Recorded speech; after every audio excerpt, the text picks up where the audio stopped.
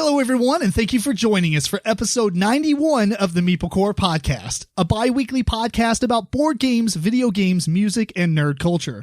I am your host, Tim Jennette, the Metal Meeple, and I'm joined by my co-hosts, Eric Ledford, George Breden. And in this episode, we give you our first impressions for the board games, Clans of Caledonia, Tribes Dawn of Humanity, and Too Many Bones. We then reflect on how gaming has changed for us over the years. We have a special topic where we put our brains to the test, and much more.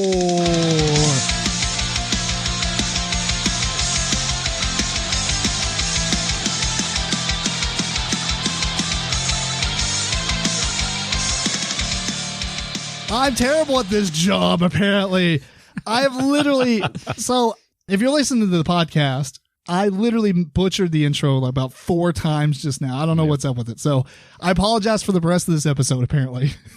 It's going to be a doozy. It's going to be interesting. So, you're going to pull it together. Hopefully. So, let's start off with Alexa. Ask us a random question. She didn't even pay attention. Alexa, ask a random question. Here's a question for you. If you were a pair of shoes, what kind of shoes would you be? Oh, I don't know. I'll be a nice work boot. A nice work boot? Yeah. Because you work too much. Says the realtor. Right. Yeah, what? Yeah. I think I'll go with steel tip I said boots. nice work boot. I didn't say some raggedy work boot. Oh, okay. So it's like you want to look like you do stuff, but But I'm prepared. that doesn't even look scuffed, Eric. I don't work a lot, but you know. What about you, George? I'd have to say a soccer cleat. A soccer cleat. Okay. Uh-huh. That makes sense. I think I would be, I don't know what I'd be. It's a weird question. You know what? It is. It's pretty weird. One thing that I actually like is a lot of metal band members and stuff now. They have like these slick black cowboy boots, and it's not necessarily about the top part. It's the bottom part. Kind of looks like a dress shoe. Mm-hmm. Okay. And it just looks like Vegas style.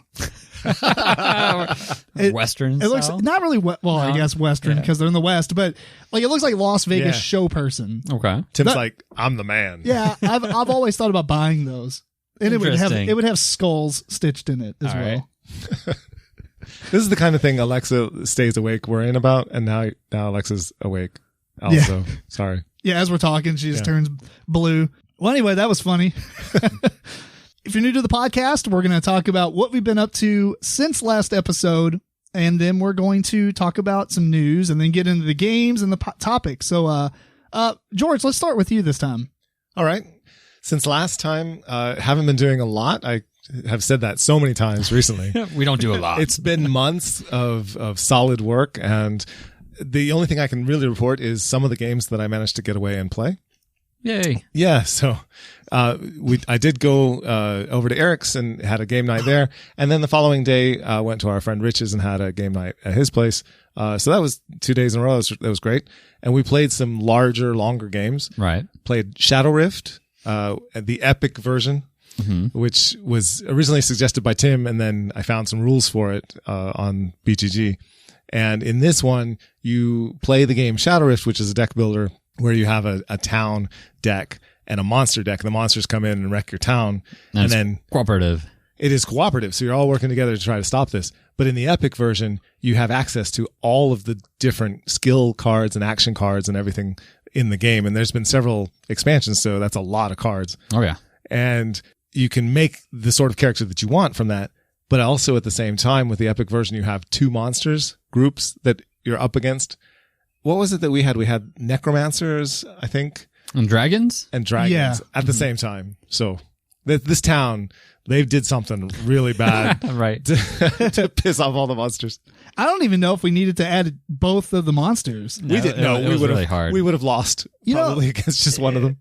It's interesting. Do you even think it was easier with the justification was since you have access to all the cards, then add another monster group? Yeah. I don't think that made it easier to have all those cards. No, because in our case anyway, in this play, we didn't pick up a lot of cards that got added to our deck. We chose a few. Yeah. But, it doesn't... You're too busy spinning everything to fight and not take damage. Right. Yeah. It didn't help us enough to offset having another monster deck. Yeah, and I have to cop to this. I got the rules somewhat wrong. Made it harder. I ended up giving the monsters extra 3 power to each group each round. Oh, We never had a chance. No, we that didn't. town was doomed. It was like one of those games. although where, we did really well. No, we fought. We were holding it as off. hard as we could. Yeah. I mean, we didn't clear any of the gates, but we held up. No, we did one. Did we really? One or two. I don't remember doing any of them. I don't Yeah, either. Sean did it. Did he really? Thanks, Sean. Oh, good job, Sean. We tried really hard. It was a long epic game of it. Definitely. It was one of those games. I forgot what it's called right now, but it's usually in a shooter game, and there's these hordes that come, and you're trying to make it. You're gonna die, Like but clearing waves. Survival game. Right, you're just going to survive Surviving the as waves. long as you can, and trying to get to like level 15. Like a Right. slaughterhouse level or something. Yeah, Yeah. It was that? good. So we did that. And then some other games we played. We played Nemesis at Riches? At Riches, yeah. So Tim, you weren't there for that one. No. Yeah, but you have played it before. I have played Nemesis. We talked about it on the show, too. Yep. So we played Nemesis again, and it played out similar, I think, to the first time we played it. no. The first time we died by fire. This time, fire yeah. wasn't really an issue, except we had a traitor among our midst. And that Was there a traitor in our game? I can't even remember now. well, everyone's kind of a traitor. You have your own individual goals. Yeah. Well, you can choose to be, and George chose to be. That's true. When you start the game, you have 2 goals that you can choose between, and I chose the one that made the ship blow up and everyone die. Yeah, But I managed to get off as his objective. after securing my objective, and So you won alone? I won did. alone. It was great. That's how you win games as a traitor. I murdered Kat right at the Or, end, yeah, he Man. left her Oh, man. and everybody right outside the what is it called, the escape ejection hatch. pod. I took off in the pod, Right. and And everyone that's how you else- started your weekend with her? Yeah, It was a good weekend. yeah. She forgave me later, but everyone else had gone to sleep in cryo sleep, so they couldn't do anything, and I had the ship set to blow up, so it was over at that point. Yeah, it was sad. It was great. That's awesome. Good play. Yeah. So there was that one, and then we also played Detective City of Angels. Yep. And we came to a new way of playing it because we have the competitive mode and we have the cooperative mode, and it's my game. I'm the chisel. We mashed it together. I really prefer playing as the cooperative mode because then I get to sort of act out the parts and have a lot of fun with it. Right. Which, if you didn't see or hear, we talked about this game last episode. So check that out. Yes. Episode 90. Yes. But I know that others really enjoy the competitive mode. So we put the 2 together, and we had some noir detective music that was playing on somebody's phone. And then so that was playing in the room where the game was. And then when I had to tell somebody something, we just walked into the next room where they couldn't hear us because they had the music playing. And it was good music too. And and so we got to act out the scene, between ourselves and whoever was paid to go and listen as well. Got to come along. It put the 2 of them together, and everybody had a great time. Oh yeah, that was fun. That's pretty cool because you get to do the voice acting and everything still. Yeah. Right. Yeah. Nice. Okay. What else? Is that all that y'all played? Yeah, that's all I'm going to highlight. Yeah. Oh, that sounded very bitter. Is that? me. No, Oh, no, okay. it wasn't. I mean, the other games we played a couple other smaller games, but not anything worth mentioning. Oh, like little fillers and stuff. Right. Sure. They were terrible. Were they really? No, I'm joking. Oh. Nah. No, they were just normal. It was just, I was going to just hand it over to one of you guys. No, see what that's you fair. did. All right. What about you, Eric? You want to add on to that and then talk about what you've been up besides to? that, I finally got around to installing Oculus Rift on my home computer. Or my computer, yeah. That was rather fun. I got an account from my brother, so he already bought some games. So Cost of entry? Nothing. yeah, so it was Nice. worth doing. But the controls for that versus like the PS3 is so much better. PSVR. Or not PS3. The PSVR, because you have these controllers that they feel better in your hand, but also they have these sensors on the buttons which let the computer know if you're opening your hand or closing your hand. Oh, that's really So- cool. So not only do you have one finger like a trigger button, but it knows if you're gripping something, so you can actually grab stuff in the game. Instead of just using a button to grab things. Right.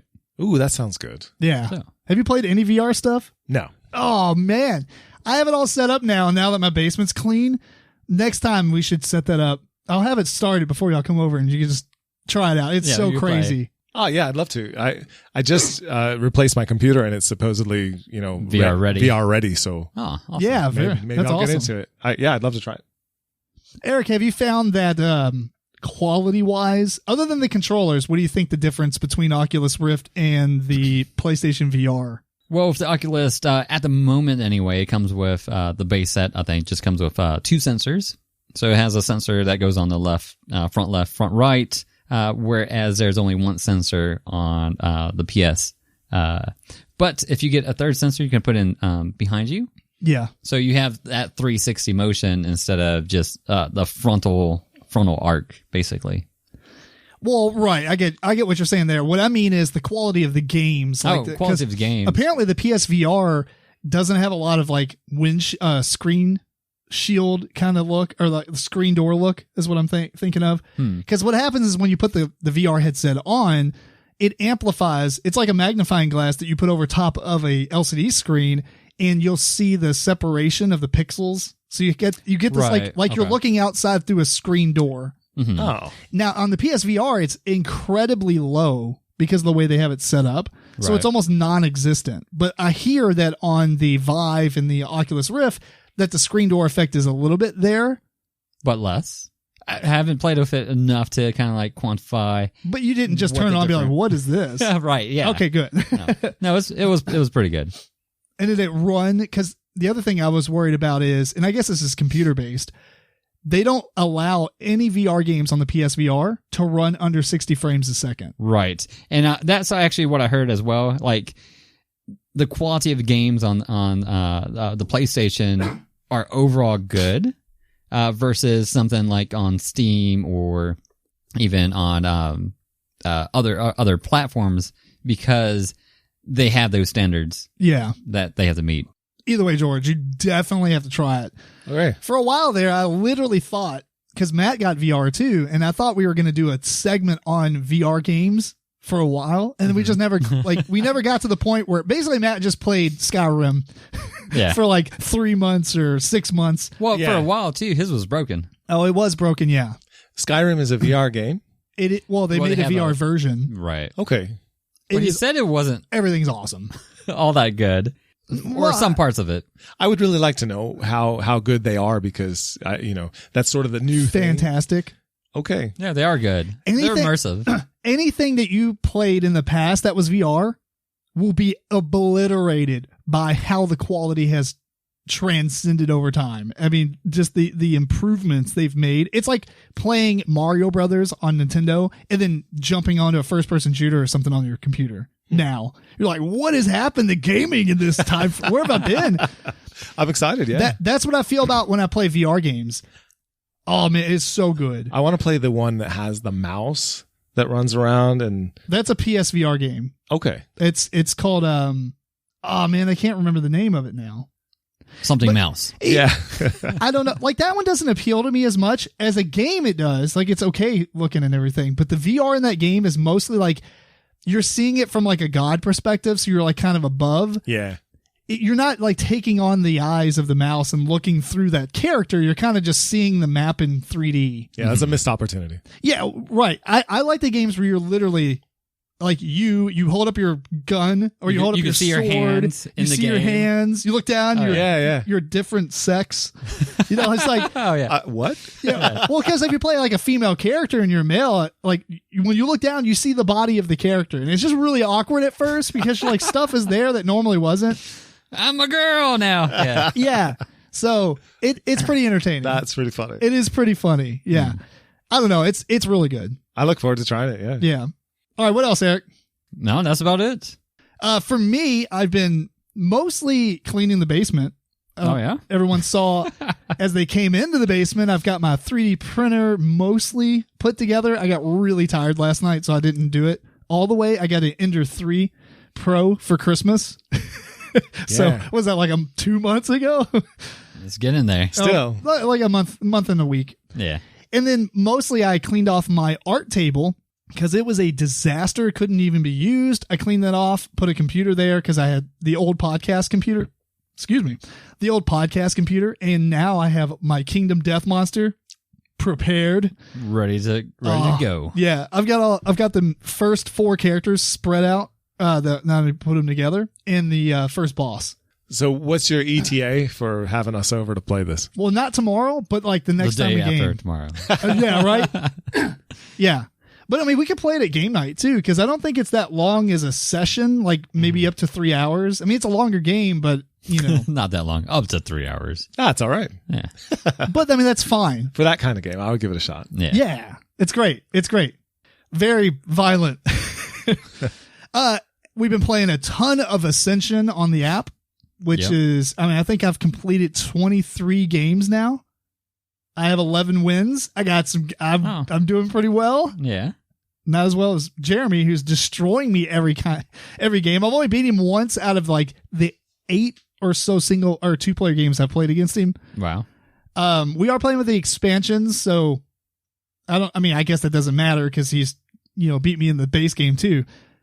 It's really fun. I like it a lot. George, you need to get it. It's free. Does it make you want to play Ascension, not on the app? Like, does it encourage it might you? actually do the opposite. Yeah. It's like, I'll play that enough now. Yeah. I don't have to pull out the whole game. Because it's so fast. And we have like 7, I have 6 games going at one time. Oh, okay. And it just notifies you when it's your turn. Right. So you just take your turn, you log in, take your turn. Yeah. I mean, I would like to play Ascension every once in a while, but I mean, there's so many deck builders out there. Yeah. And there's so many new games that we play that it's hard to kind of just throw it on the table and play it. You know, but like your phone. Yeah, maybe I'll get in on that with you guys. Yeah. Yeah. And the base game is free. So okay. You get the first set, no charge. You don't have to pay anything to play multiplayer or anything. That's what all of us are doing except for me and Jeremy. Are you going to buy the bundle, Eric? Oh, I don't know. Maybe. $5 and you get the next core set, or you have the first expansion, the next core set, and its expansion, and a promo pack of stuff. It's worth it. It's worth it. There are 2 free games right now on Epic Games Launcher. I signed up for that. So if you're listening, if you go to Epic Games, I'm assuming it's not going to be there. It's for a week. It's for a week, yeah. So I think it started today. Okay, cool. So it'll be there until next Thursday, and this podcast will probably be up on Monday. So yeah, you got a few days. If you're listening to it, if you go to epicgames.com and go to their store, then what is it? Ticket to Ride and Carcassonne digital apps, the computer versions are free to download. Mm-hmm. So that is totally worth it. You can't beat free. I've been playing the Mario Kart on the phone. On the phone? Yeah, it's okay. Then I realized that there's no multiplayer. You're actually playing against all computer opponents. Oh, kind of made me sad, but then the multiplayer just launched recently, so I might be trying that out, but you have to pay like a monthly fee to do it. Oh my goodness. Yeah, and I'm not really sure about that. Nah, it couldn't be very much. It's like $3 a month. $3. I might be wrong, but I'm pretty sure that's what it said. Even if it's $1 a month, it's still a subscription. That seems high for one game. Forever. I don't even know if it's a subscription, but you have to buy it and it lasts a month. Okay. So I don't think you can subscribe to it. Maybe not. I don't know. Oh, I'm sure you can subscribe. Yeah. I mean, I could see doing $1 or $3 a month for amazing Patreon content. Right? But for one game, no. Yeah. So I don't know. I don't know how much I'll play the Mario Kart game anymore, but it was fun when I thought that it was being played against other players. Oh. Then I got disappointed. However, since then, I found out that Civilization 6 is on the iPhone. Is that the newest one, or is that 7? I don't remember. I think 7. No, I think it's 6 is the newest one. Okay. It's the newest one in the series, but like the next one is like space themed or something. Gotcha. Like I don't consider the that newest regular civilization. Yeah. On Earth. So it's free to play up to 60 turns. Now I haven't really completed games of Civilization. I would be so sad. You get to turn 60. All right. Pay $50 so you can complete your game. It's $20. Or $20. All right. But it's the full Civilization 6. Okay. Like all the expansions. Yeah, VI is 6, right? VI is 6. Yes. In Roman numerals, yes. Correct. It looks awesome. Unfortunately, it's not on Android. It's only on iOS. I don't know if I would like playing it on a phone. Asynchronous play. I mean, that is good there. Amazing. It's not even just good. That's fantastic because that's not even in the computer version. Yes, it is. Asynchronous? Yes. They've had that since like Civs 2. Like you could take your turn, close the game, and come back to it later, and you get notified when your opponent played? No. Because unless we didn't know how to do it, this is the reason I didn't buy it. Or no, I did buy it, and then I was playing it with Jeremy, but I don't think we found any options for asynchronous. Okay. Because that would be amazing to play Civ and just like come back to your computer the next day, play your turn, leave. It's turn-based. It is. But I remember playing it way, way back in the day. It would take us like a day to play it. It was like me and my brothers. And we would just take turns on the computer. On the same computer? On the same computer, though. Yeah, so like... I guess that's not really what you're talking about, asynchronous over internet. Correct. Mm-hmm. Where it actually notifies the next player it's their turn. And I think that we should try it on the phone. Now, it's like 3.5 gig, so make sure you have space, but... Oh, yeah. But it's free for 60 turns, and if it's awesome and it's that good, I don't mind dumping $20 on it. Eric's like, what? It's $20. $20. I said something about 3. Anyway, when I realized it was not free, or not free, but it wasn't on Android, I ended up looking into other Civ games that we can try out, and I found a game called The Battle of Polytopia. Never heard of it. It's a very low polygon, whimsical looking world. It's very cute and colorful and stuff, but it's like a Civ game. Kind of like, it's like Civilization, but / Age of Empires, which I guess is kind of a Civ game, but this is more turn-based. You take your turn, but it's all asynchronous. So like you take your turn, it notifies your opponent, they go, and you can play it up to 10 players, I believe, or 9 players. Wow. Like your turn is a week from now.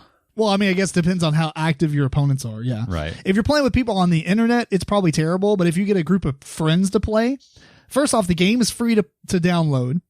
You get access to 4 tribes, and if you want to play the multiplayer, all you have to do is unlock 1 tribe, and they're all $1. So the game is literally $1 to play. The only stipulation is, for every tribe you've unlocked, that's how many opponents of real multiplayer opponents you can play against. So if we were going to play 4 players, you'd have to unlock like 3 tribes. Gotcha. So you could play a 4-player game because you're free and then $1 for each other person. Right. That sounds fair. It's not a subscription. Yeah, correct. Right. It's not Mario Kart. But I actually have played, I think, 3 games, and I'm on my 4th game, and I think it's really fun. Okay. Although I will say that it is very light because it's a very scaled down Civ game. So the game kind of progresses the same every time you play it. So it would be worth probably playing it a few times asynchronous, but I think after a while it would kind of get boring, maybe. Right. It would be the same thing over and over. You cap out at whatever. Yeah, the tech tree, for instance, there's like 28 tech trees, and you start off in the middle and go in a spot like a star. 28 tech trees? No. 28 positions on the same tech tree. On one tree. 28 things to research. And once you pick a path, that's where you're going. No, by the end of the game, you've got all of them. Is what I mean. Oh, okay. Yeah, you don't pick a path. Yeah, you just start off in the middle, and it's like if you want to go hunting, you go hunting. If you want to go fishing, you get fishing, and then fishing unlocks like making boats, like to be able to sail the seas and stuff. It's very specific like that. I don't know. Otherwise, I think that maybe we should try Through the Ages. All right. I was going to say that. It is $10, but kind of pricey. Through the Ages. Anyway, so that's what I've been up to. Anything else? Not for me. Cool. Let's talk about some news items. George, you want to add that one to the end? The one you showed us earlier? No? Okay, cool. if I figure out now, George. Whatever it is you're talking about, that I will, yes. The game where you flick the monkeys or whatever into the box. Oh, I don't remember now. Oh, okay. He saw a fun game. ELO is coming out with a game. Maybe it's called Flying Goblins. And you flick goblins into a box, and in the box there are all these little compartments that represent rooms in the castle. So you're trying to launch your goblins into the castle, and where you land will determine what rewards you get. You can use those rewards to buy yourself more goblins. And I think, from what I was looking at, it looks like there are other pieces set up on the edges of these box compartments, and they might be knights or defenders of some kind. So maybe if you knock them in with you or with somebody else, things will happen. I don't know. It looks like fun. It looks pretty cool. Yeah. Gamer version of beer pong. Right? One thing I did notice, I think maybe it was last week, that Board Game Revolution has released their Golden Meeple Awards for 2019. And so let's talk about the winners. Okay. Let's talk about that. That sounds kind of fun. All right. I might be wrong. I'm pretty sure this is a poll that comes out and all the members of the Board Game Revolution group on Facebook vote for these. Is that correct? Do you know anything about that? I didn't see anything. I'm thinking that's how it is. Either way, it doesn't really matter. This is what the winners were. So best expansion was Wingspan, the European expansion. No. Yeah, I agree. That is the most terrible thing ever. There's so many expansions that were.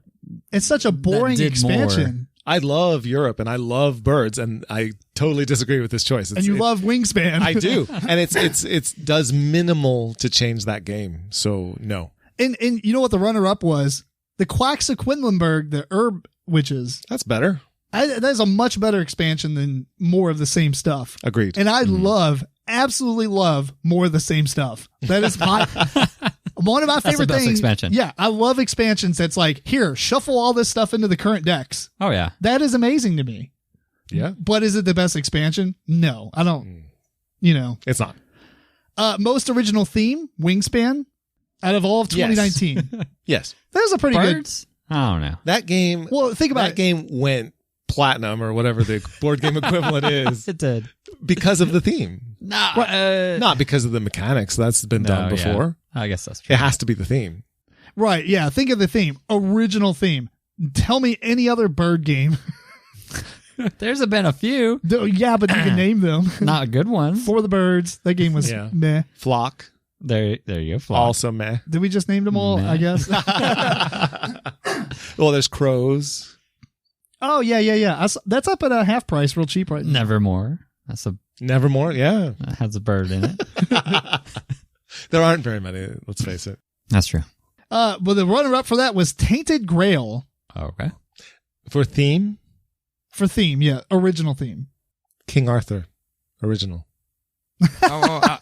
Which I don't actually know the whole theme about Tainted Grail, but it looked cool. It does look cool. Fair enough. It does look cool. It's not a bad choice. Yeah. Best Kickstarter campaign. This is going to be more for George because I don't know. Winner was Etherfields. That is another game by that company that made Tainted Grail, Awaken Realms. And they made a killing on Kickstarter. Because exclusive content that you only get for being a Kickstarter backer? Maybe so. It's a very strange theme. This should be most original theme, really. I don't know if it's most original. It's dreams. It's like a dreamscape that you go through, and then you have choices that affect the rest of the game. And so it's very unproven. And for them to make the kind of money that they made on a game that is really kind of a shot in the dark, as far as I'm concerned, it's impressive. So cool. I think for Kickstarter, that's a good choice because, that could have gone either way, really. Although with that company, anything they do gets a lot of attention and a lot of money. Yeah. So, well, the runner-up for that was Oath Sworn into the Deepwood. Never heard of it. I don't know anything about that one either. No, me either. We probably should have looked that up. Yeah. All right, best solo variant, which for one game I think you've played is the winner was Wingspan. Yes, agreed. It was a pretty good solo. I loved it, and I don't play solo games much. Awesome. Solo variant. I can't imagine there would be a massive amount of 2019 games with solo variants. There is that's pretty popular. Lot of people that play solo. Is it? Well, I know that, but I mean...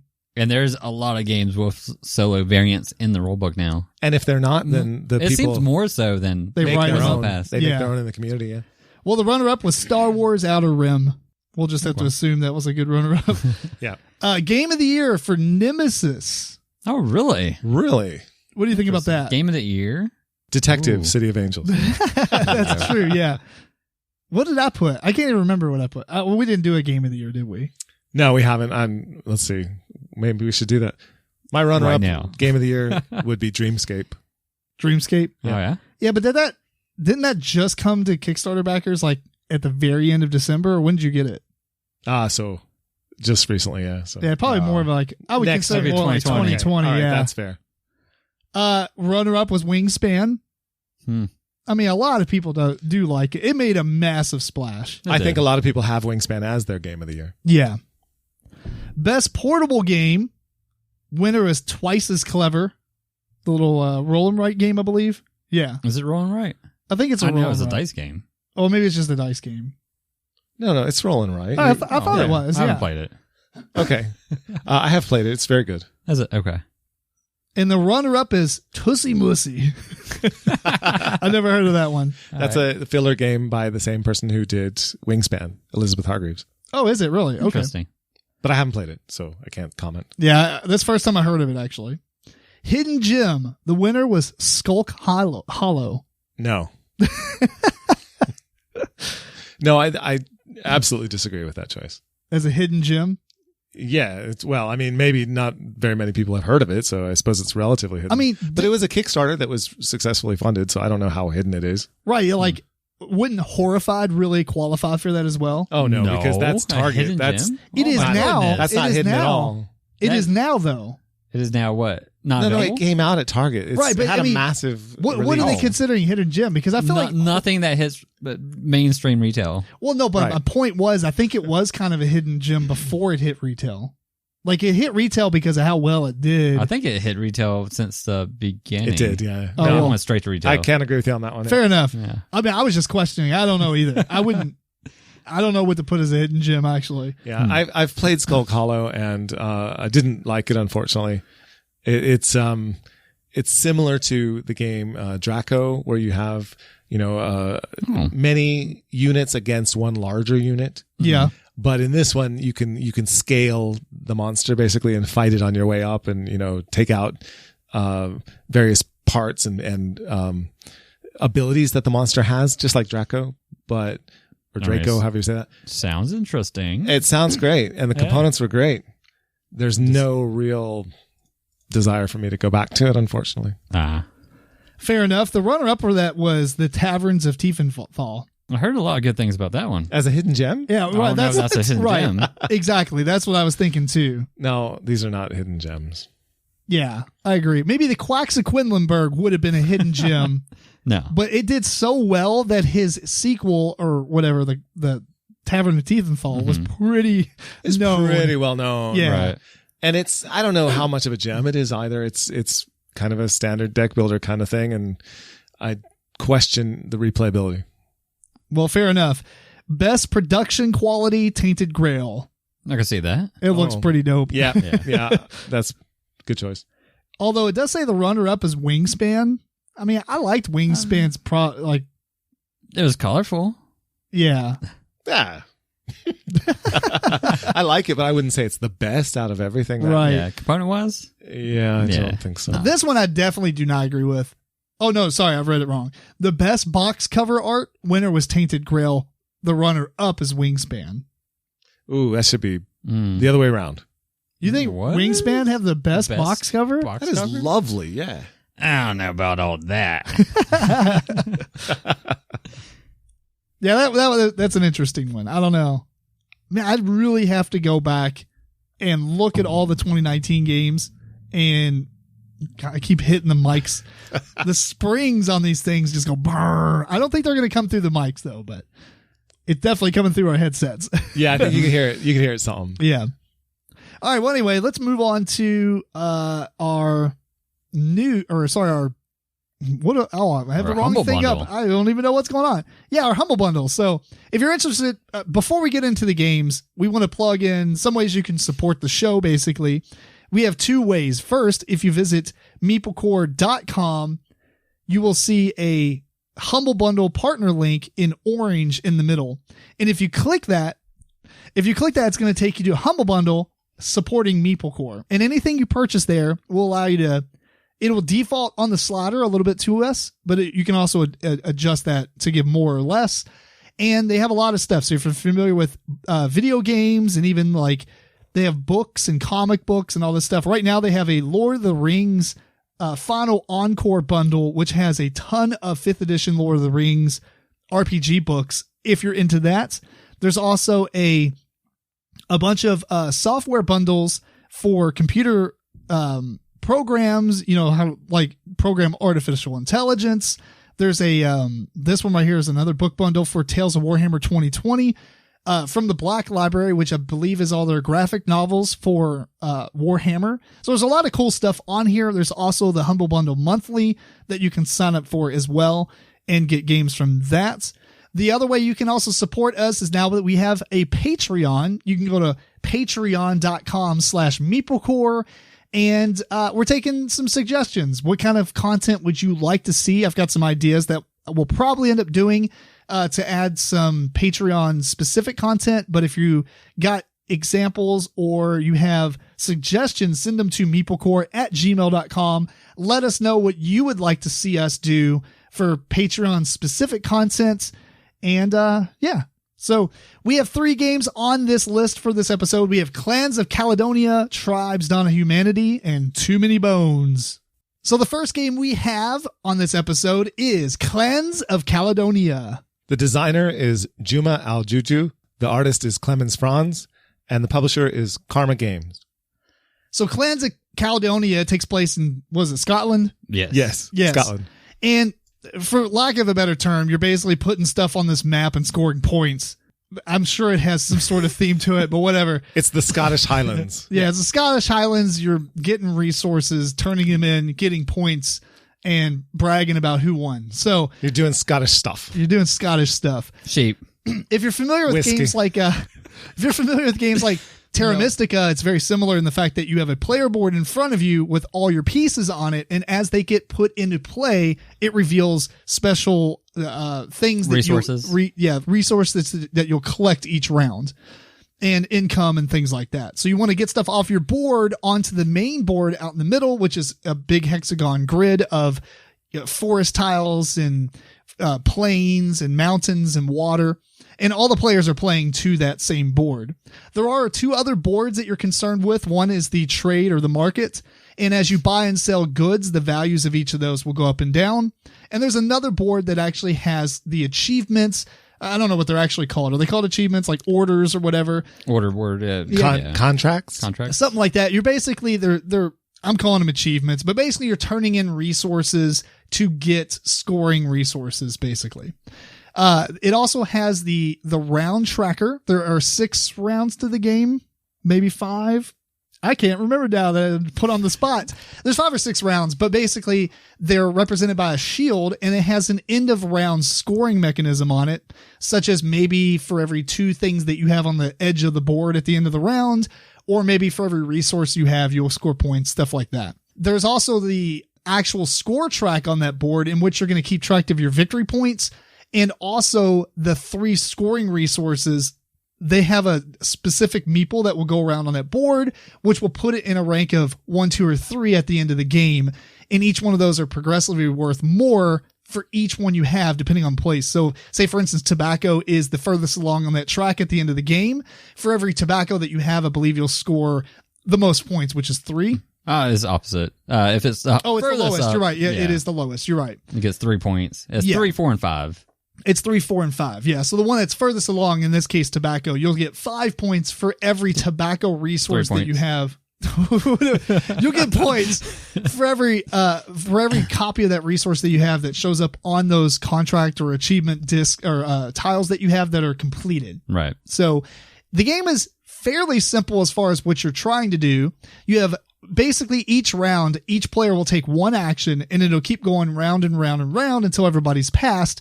Then you'll do some end of round scoring or end of round stuff, and then you'll move on to the next round, and you'll just do that until the game ends, and then you'll tally up victory points, and whoever has the most wins.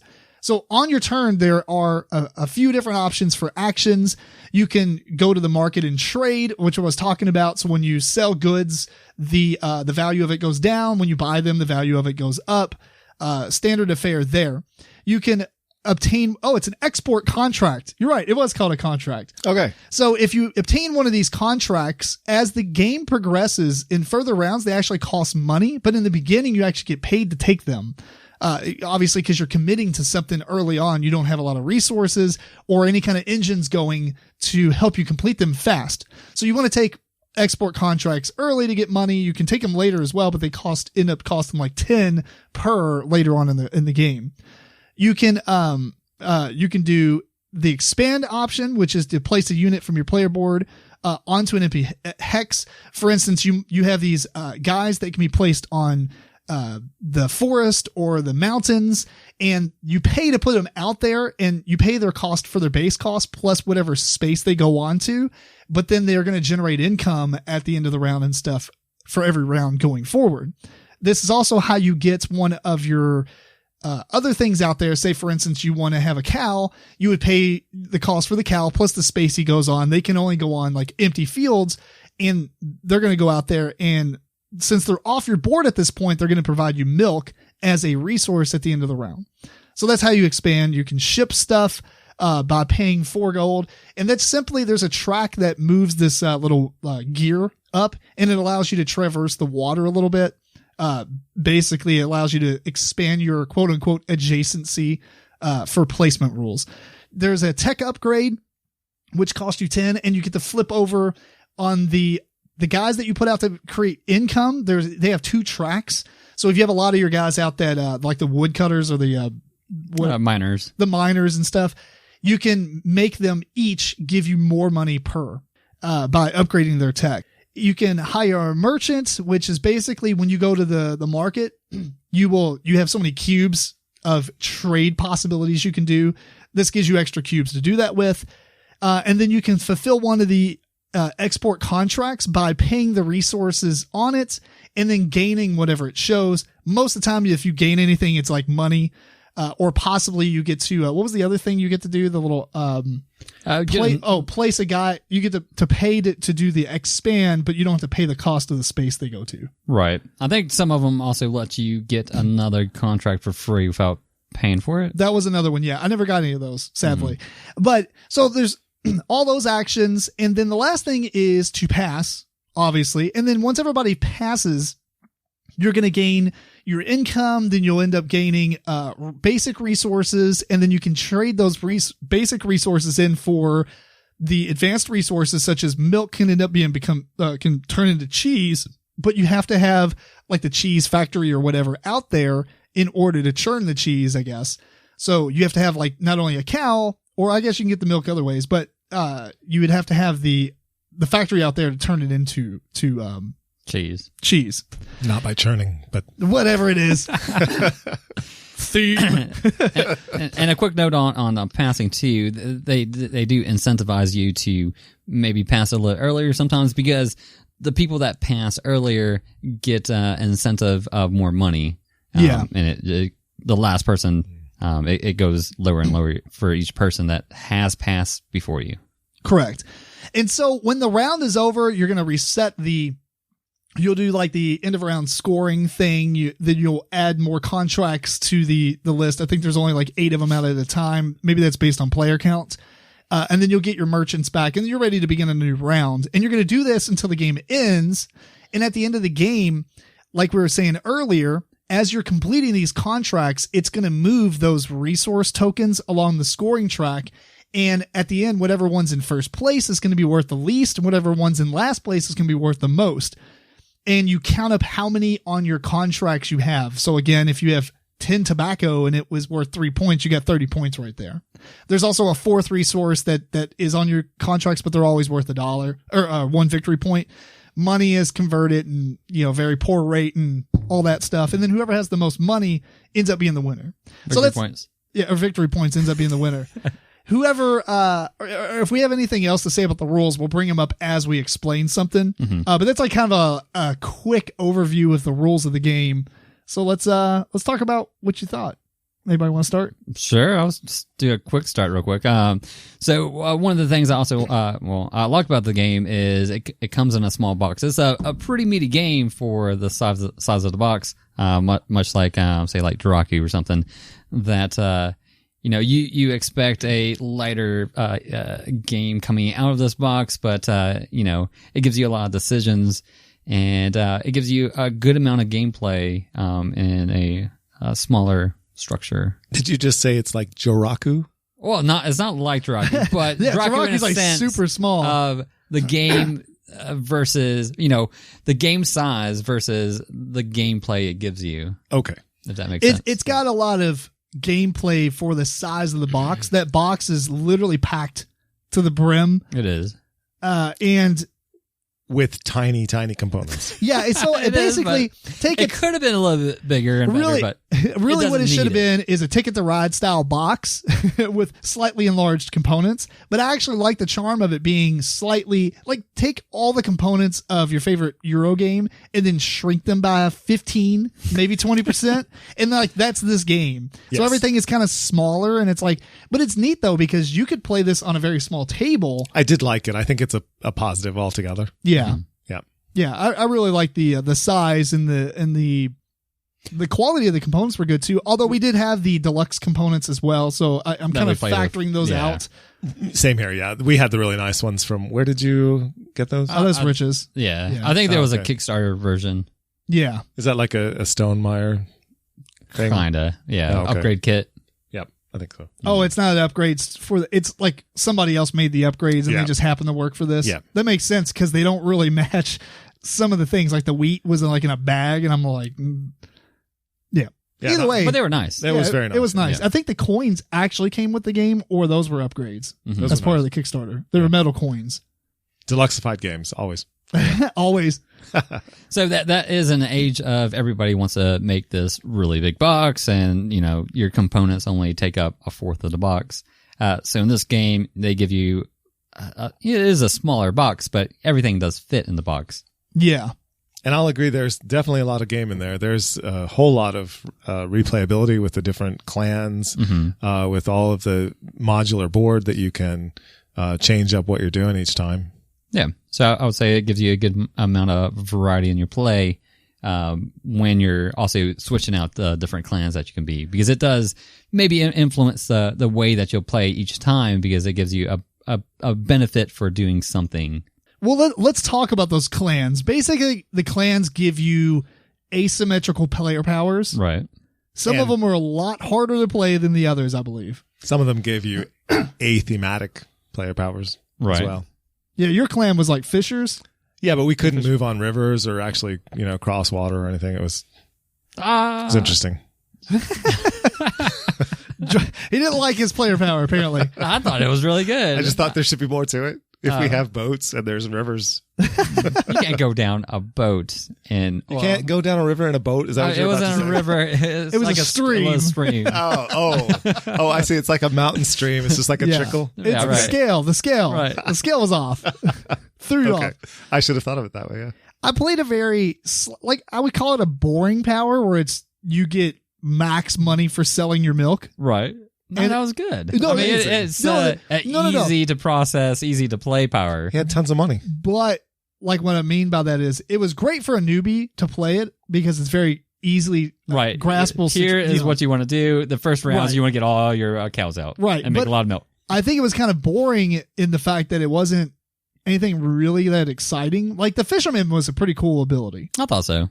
Although I don't know if I'd Druid want to play City. that the first time though, because it does replace kind of an idea of playing the game. It's kind of like a long time ago we played this game called Damage Report, and Eric. Horrible game. Yeah, Yes. no, we're not going to get into the game, but my point being Okay. is that the whole game uses these hourglasses that you flip over to do your actions. Right. But Eric played the guy that literally had, As a robot. as you're playing the game, like the tension goes up and you have to flick over the hourglasses more or less depending on what's happening, but the robot's always the same. And I Yeah. think it took the tension out. Terrible. Point being though is in this game I feel like the player powers kind of do that somewhat. Some of them are very boring and straightforward, where the other ones change Could give maybe you too much, more to do. but not really. You probably shouldn't play them first. So some of them pushed you in a certain direction too much. Or not really just that, but like my point being is that all the clans play differently than yours. So I don't know if you had a different feeling of the game because you played the game for the first time using a weird player power like that. Right. That added a mechanism that you had to take part of when you're already trying to learn the game as well. Well, I chose that one actually just because I liked the idea of it. Yeah, I like the idea of being fisherman, so I was okay with it. that's fair. Didn't bother me. Or you came in second place. I did. We'll talk about that in a minute. No. Well deserved second place. Yeah. Well, I think one of my favorite things, in not to completely compare this against Terra Mystica, because it's easy to compare them just because of the player boards, but they're, I feel, way different than each other. They are way different. It is influenced a lot by Terra Mystica. Yes, and I will agree with that. Kind of in placement and how you go onto the board, how your tracks on your board go. You know, you pull stuff off, and you're getting those resources or whatnot. So it does get a lot from that game. It had a lot of the enjoyable parts from that game, I think. Yeah, I do like this one a lot better.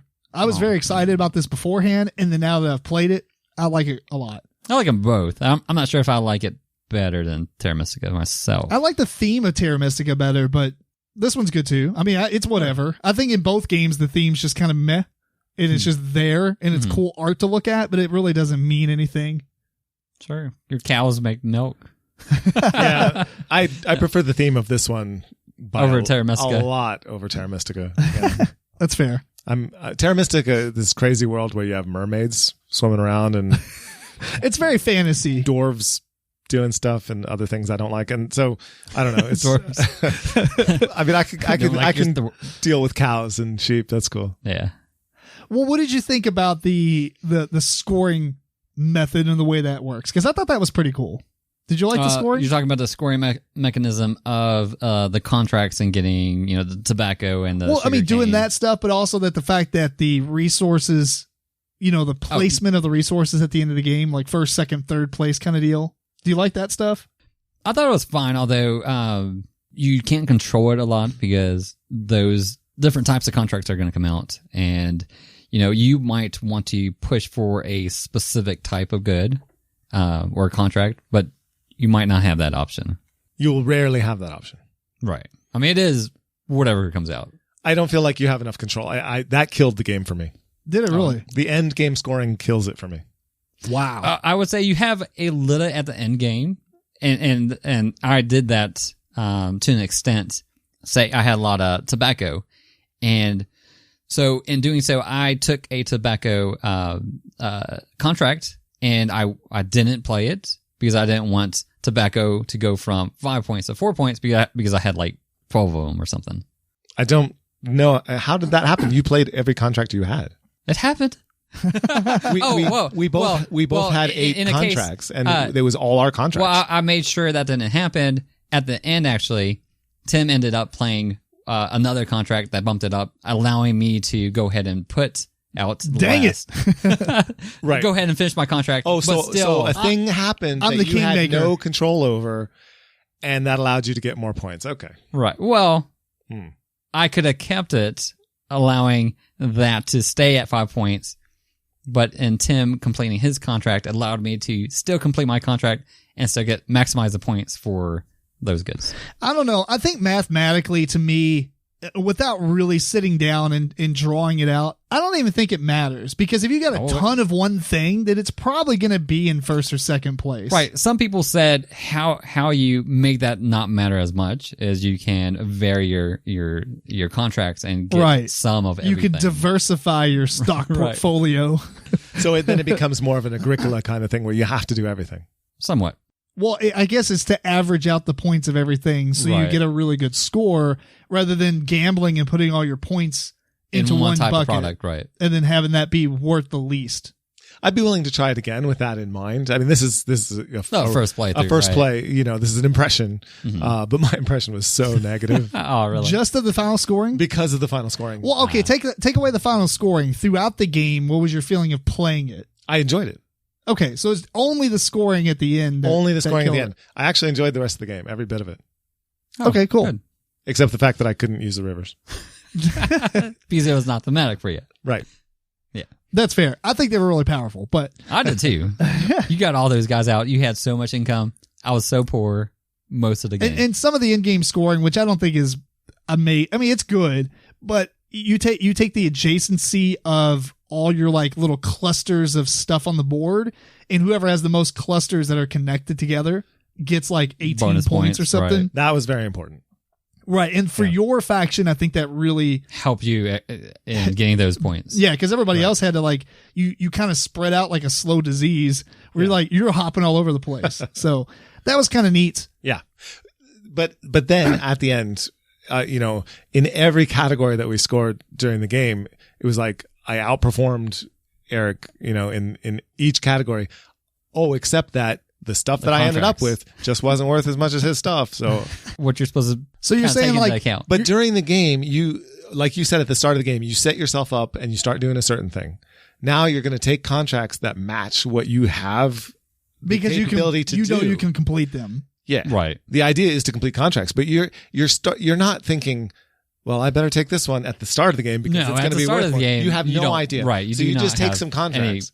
Clue. You just go for things that you can as the game goes on. Easier. Yeah, you take things that you can accomplish easier, and everyone's doing that. So, but at the end of the game, it is something that you should take into account. That would make a tiny bit of difference because by then that value is so set. Right. You can't swing it enough because other players are doing stuff too. You're not going to be able to, oh, well, now I know I need to make my turn right now and start.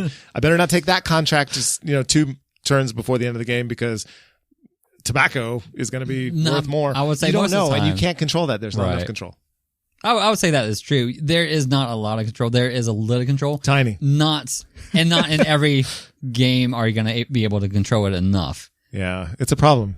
Well, I mean, some of it is also because everyone else is completing contracts, so you don't really know what they're going to complete and how those resources are going to go up or down, or no, not down, but how they might turn stagnant and not move, whereas everybody's just starting to complete tobacco, but maybe all the tobacco stuff came out. So... Yeah.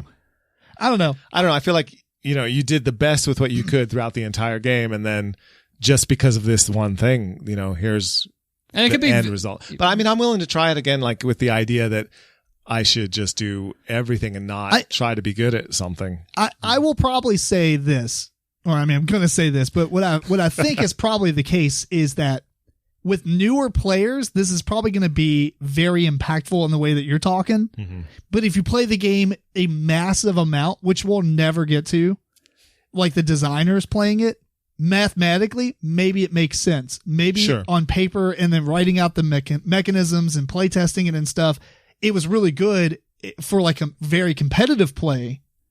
But I don't think that you're going to be able to see that and control it as well as you think, at least for mini games. Yeah. And maybe you can't even control it based on the clan that you play either. You know what I'm saying? Because my clan is like, I go after milk. If stuff comes out and it doesn't require milk or cheese, those are not contracts you're taking. Or if it requires me to butcher my cows. Well, you get a lot of money so you can go to the market and buy those other items stuff that you might need, right? Well, true. I mean, I kind of did that sometimes, but then it becomes like if other people are selling all that because it's not necessary for the contracts. Right. People aren't going to sell it. You're going to be buying really expensive. And it's just going to go up and up and up. And at a certain point, you're done. Yeah. That's what happened. The market, I don't feel, has enough swinginess to it. It doesn't ever reset. And that is, to me, problematic as well. Yeah. I wonder if it should reset even like halfway through the game or something. Or have some way of having more. Now, that does bring me to the other thing is, one thing I didn't mention in the rules is if you build next to an opponent's thing, you can buy that said item from the market. I believe at 2 or 3 less than the cost. Yeah. I think it was 2. Yeah. Well, I think it was 3. Maybe it was 3. Yeah, so if you build, like if I put a cow next to George's barrel, which is like a whiskey refinery or something, then I can buy whiskey at 3 less than what the market value is. Right. And that became pretty critical. Right. And so maybe we didn't focus on doing that as much, or at least I didn't. I only did it like twice throughout the whole game. Mm-hmm. I did it like each of the final rounds. Did you? It became really important. Yeah. Maybe that's where it's at. That's the strategy right there. If you want to do lots of contracts. Yeah. Eric had everything. Cool. Actually, that was my player power anyway. To do everything. Oh, really? It was to like get far into a lot of different aspects. Oh, and it seems like that's what you have to do in the game. I think Eric, you came in third though, didn't you? No, he won. Oh, broken because of end game scoring. End game scoring is what's it. Yeah, I don't know. It's a little suspicious, but it's tough for me because this isn't the kind of game that I like to play a lot of. So I was exhausted. It's already kind of I out of was your wheelhouse. exhausted at the end of this game. There's a lot of decisions and a lot of openness, of course, at the beginning of the game, because you're like, where should I go? I have all these different options. Yeah, it's rough on your first playthrough, I think. For Tim's case, his is already kind of set in stone. Yeah, I'm get gonna milk, put out sell cows. milk. in a lot of other player powers or clans, that's not really apparent on where you should start. And it's the sort of game where you really benefit, since you can pass at any time. If you don't pass, you're getting more accomplished during each round. So if you plan out your entire turn from the start as to what you might do in order to best have the most actions. If I do this contract, that'll give me this thing, and I can use that to do this other thing. And you keep going before you have to pass. It's sort of like Everdell in that respect. So you have to do all this massive planning with a ton of math, because each space that you put anything onto is going to cost you a certain amount. All right. So there's just a lot of mental spreadsheet kind of work, and that's true. That is exhausting to me in a game. And even though I admire the design and I enjoyed it, it's not something I'm going to play 50 times. Yeah, I would say it's not always to your best interest to maximize your actions, because sometimes you might want to do more actions next round and pass earlier in this round to get more money, and maybe possibly for player order. Right. Yeah. Because and then you have maybe more. you're going after the same contracts and one really good one is out there, and Which is going to be random, because I believe the contracts refresh. I think they just fill in the gaps. I'll do that. Because I believe that was something that Rich was saying, is if no one's picking them, they just stay out there. Okay. Which maybe it would be a cool idea to, like, a lot of games, if you don't pick a contract, leave them there and put a gold on it. Right. Incentivize it to go out. Right, because if nobody's going after those resources, then it just clogs up one of the contract spaces. Right. But if it clogs it up for 3 rounds, then there's 3 gold on it, and later on the round that it costs 5, now it's only 2. Is that a house rule? That's a house rule. Yeah, I like it. He just liked it because it said house rule. No. No, I like the idea of having it not clog up the thing. If that's a contract you don't need, and you only have cows and whiskey or something, and it's all about, I don't know, whatever the other thing was, wheat, you have no chance. You have no reason to get that. Right. Especially if everyone's kind of doing that same thing. Or if you're only playing it 2 players and no one's really going after a specific strategy to get those resources, maybe that'll stay out for rounds. And it would be cool if it had like some kind of incentive to go after it later. Then again, maybe we should have used the market a whole lot more and just bought what you needed. Just buy, well, yes. I think that's the key, is mooching off other people. I think that's a huge, maybe a strategy that we did not employ enough. Yeah. There's a lot to this game. It's a good game. Oh, yeah. I liked it because it was also thematic, in where it's like, oh, I need milk. I'm going to put out cows out there. There's contracts where you have to slaughter your cows and get meat to complete those contracts. I didn't do those. I did at the very end. Yeah, because now they're worthless. I got the milk from you, cows. Yeah. It's time to go. Now you're owed. Yeah. Well, interestingly enough, as we were getting ready to record this, we have Alexa out here. And if you say, Alexa, what is... Sorry, no, can you repeat? Hang on. Alexa, what is Lords of Waterdeep? I don't know that. Oh my gosh, really? Alexa, what is Lords of Waterdeep? Lords of Waterdeep is a German-style board game designed by Peter Lee and Rodney Thompson and published by Wizards of the Coast in 2012. Alexa, stop. The game is set... There you go, right? That's an example. Now, Alexa, what is Clans of Caledonia? Board game. That's all you get. Board game. Period. So, if you're the publisher, get on Alexa. You just woke her up again. Yeah, no, apparently. So, all right, final thoughts. Anything else you want to mention about the game you like, dislike, or... It's a game that I enjoyed. It's not the game for me. I probably wouldn't, seek it out a whole lot just because it's not my style of game, but I think it's a very good game design. I think I probably should play it more so I can see some more of these strategies and I will, relatively speaking, I'll play it, again for sure.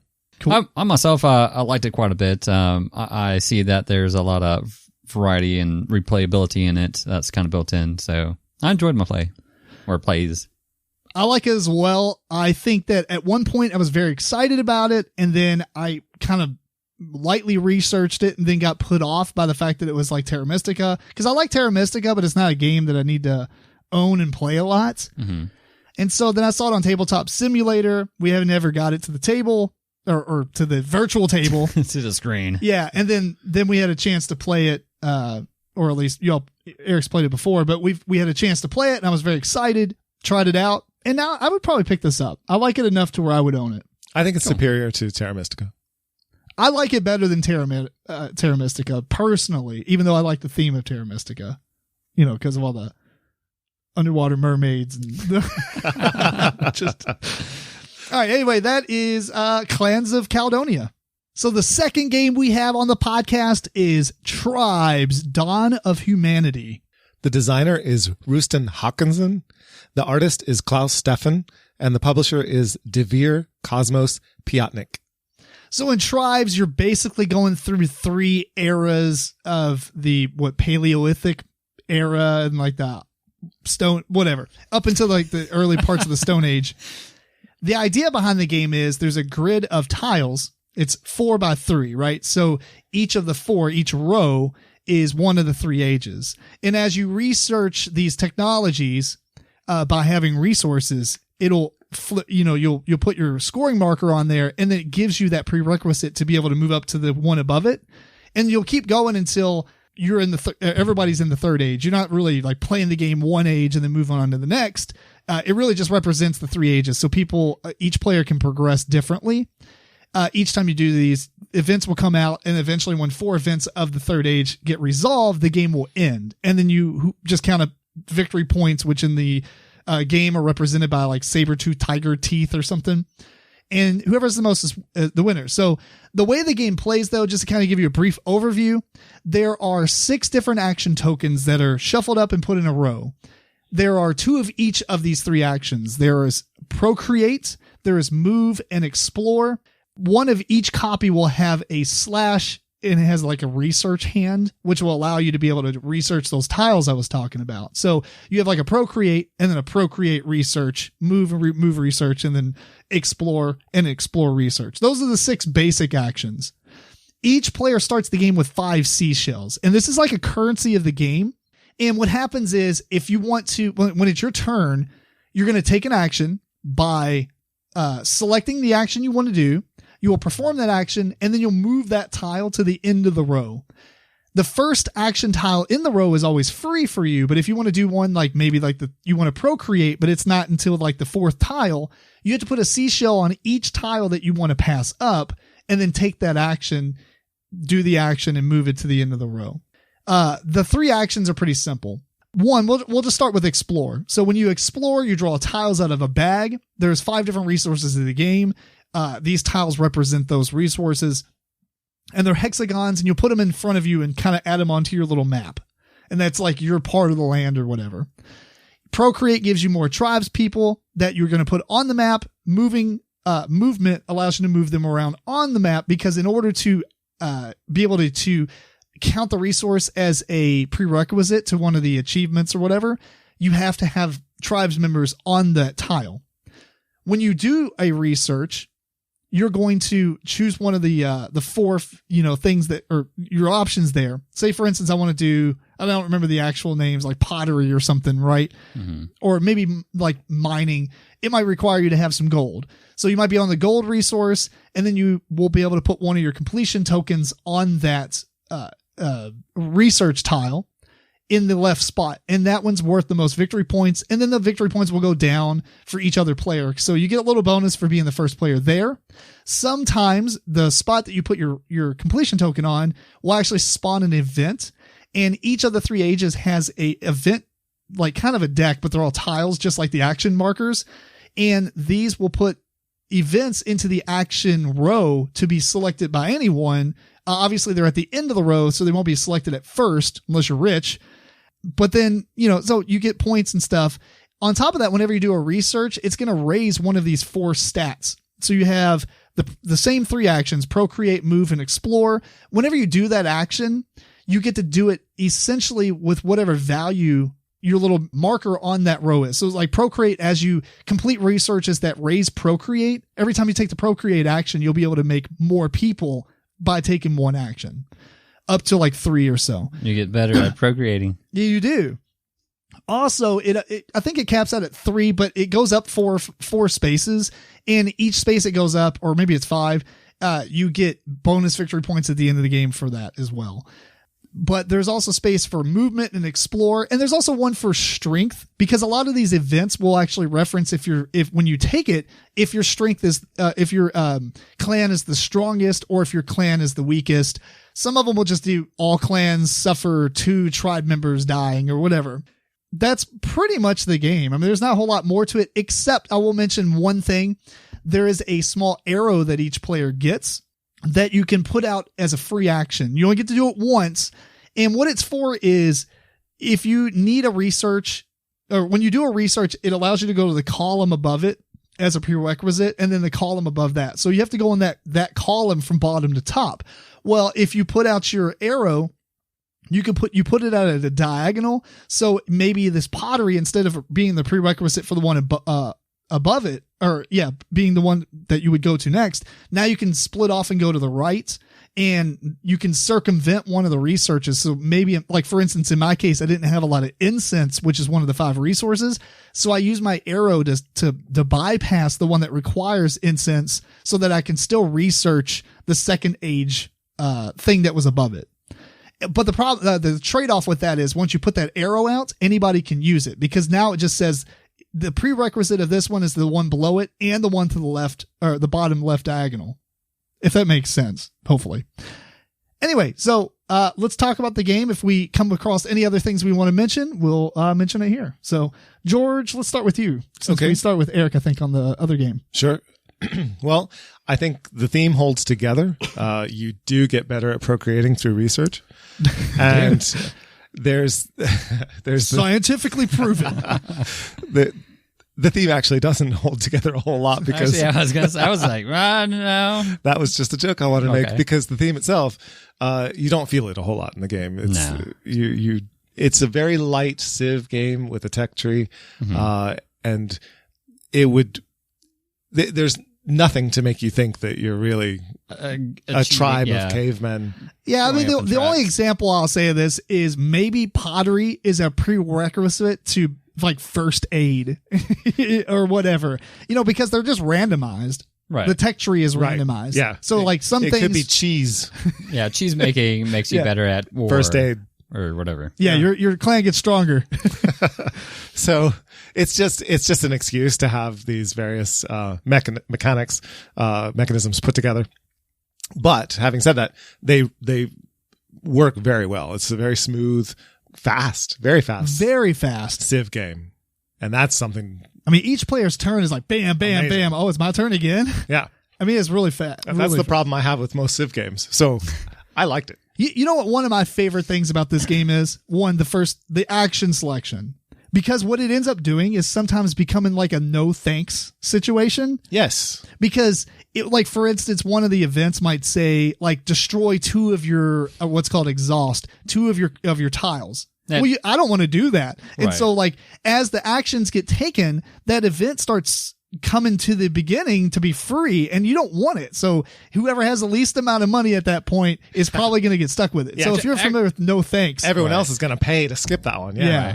Which actually, that part about it wasn't my favorite. It was so awesome. Just because, and I'm guessing we played it right, your seashells are available to see by all. So you could kind of plan out, all right, I got more money than this guy. He has the least money, so he's going to take that bad action.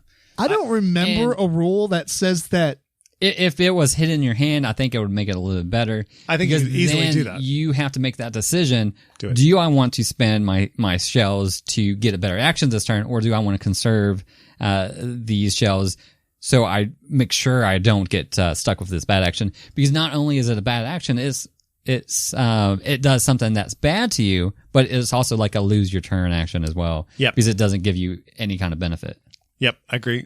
I think having that house rule, if it's not the actual rule, it should be the house rule. I'm going to kind of look it up as we talk because I don't remember anything saying that your seashells are hidden. Mm-hmm. But I mean, it could have been something I missed. I mean, I don't think it would have changed the gameplay for me. I mean, it'd be the same type of game. Right. I mean, but there's not a lot in there. So if you have a certain amount of shells, you could kind of deduct how many your opponents might have, but you wouldn't know for sure. Yeah, I actually think that would be much cooler if you hid your seashells for sure.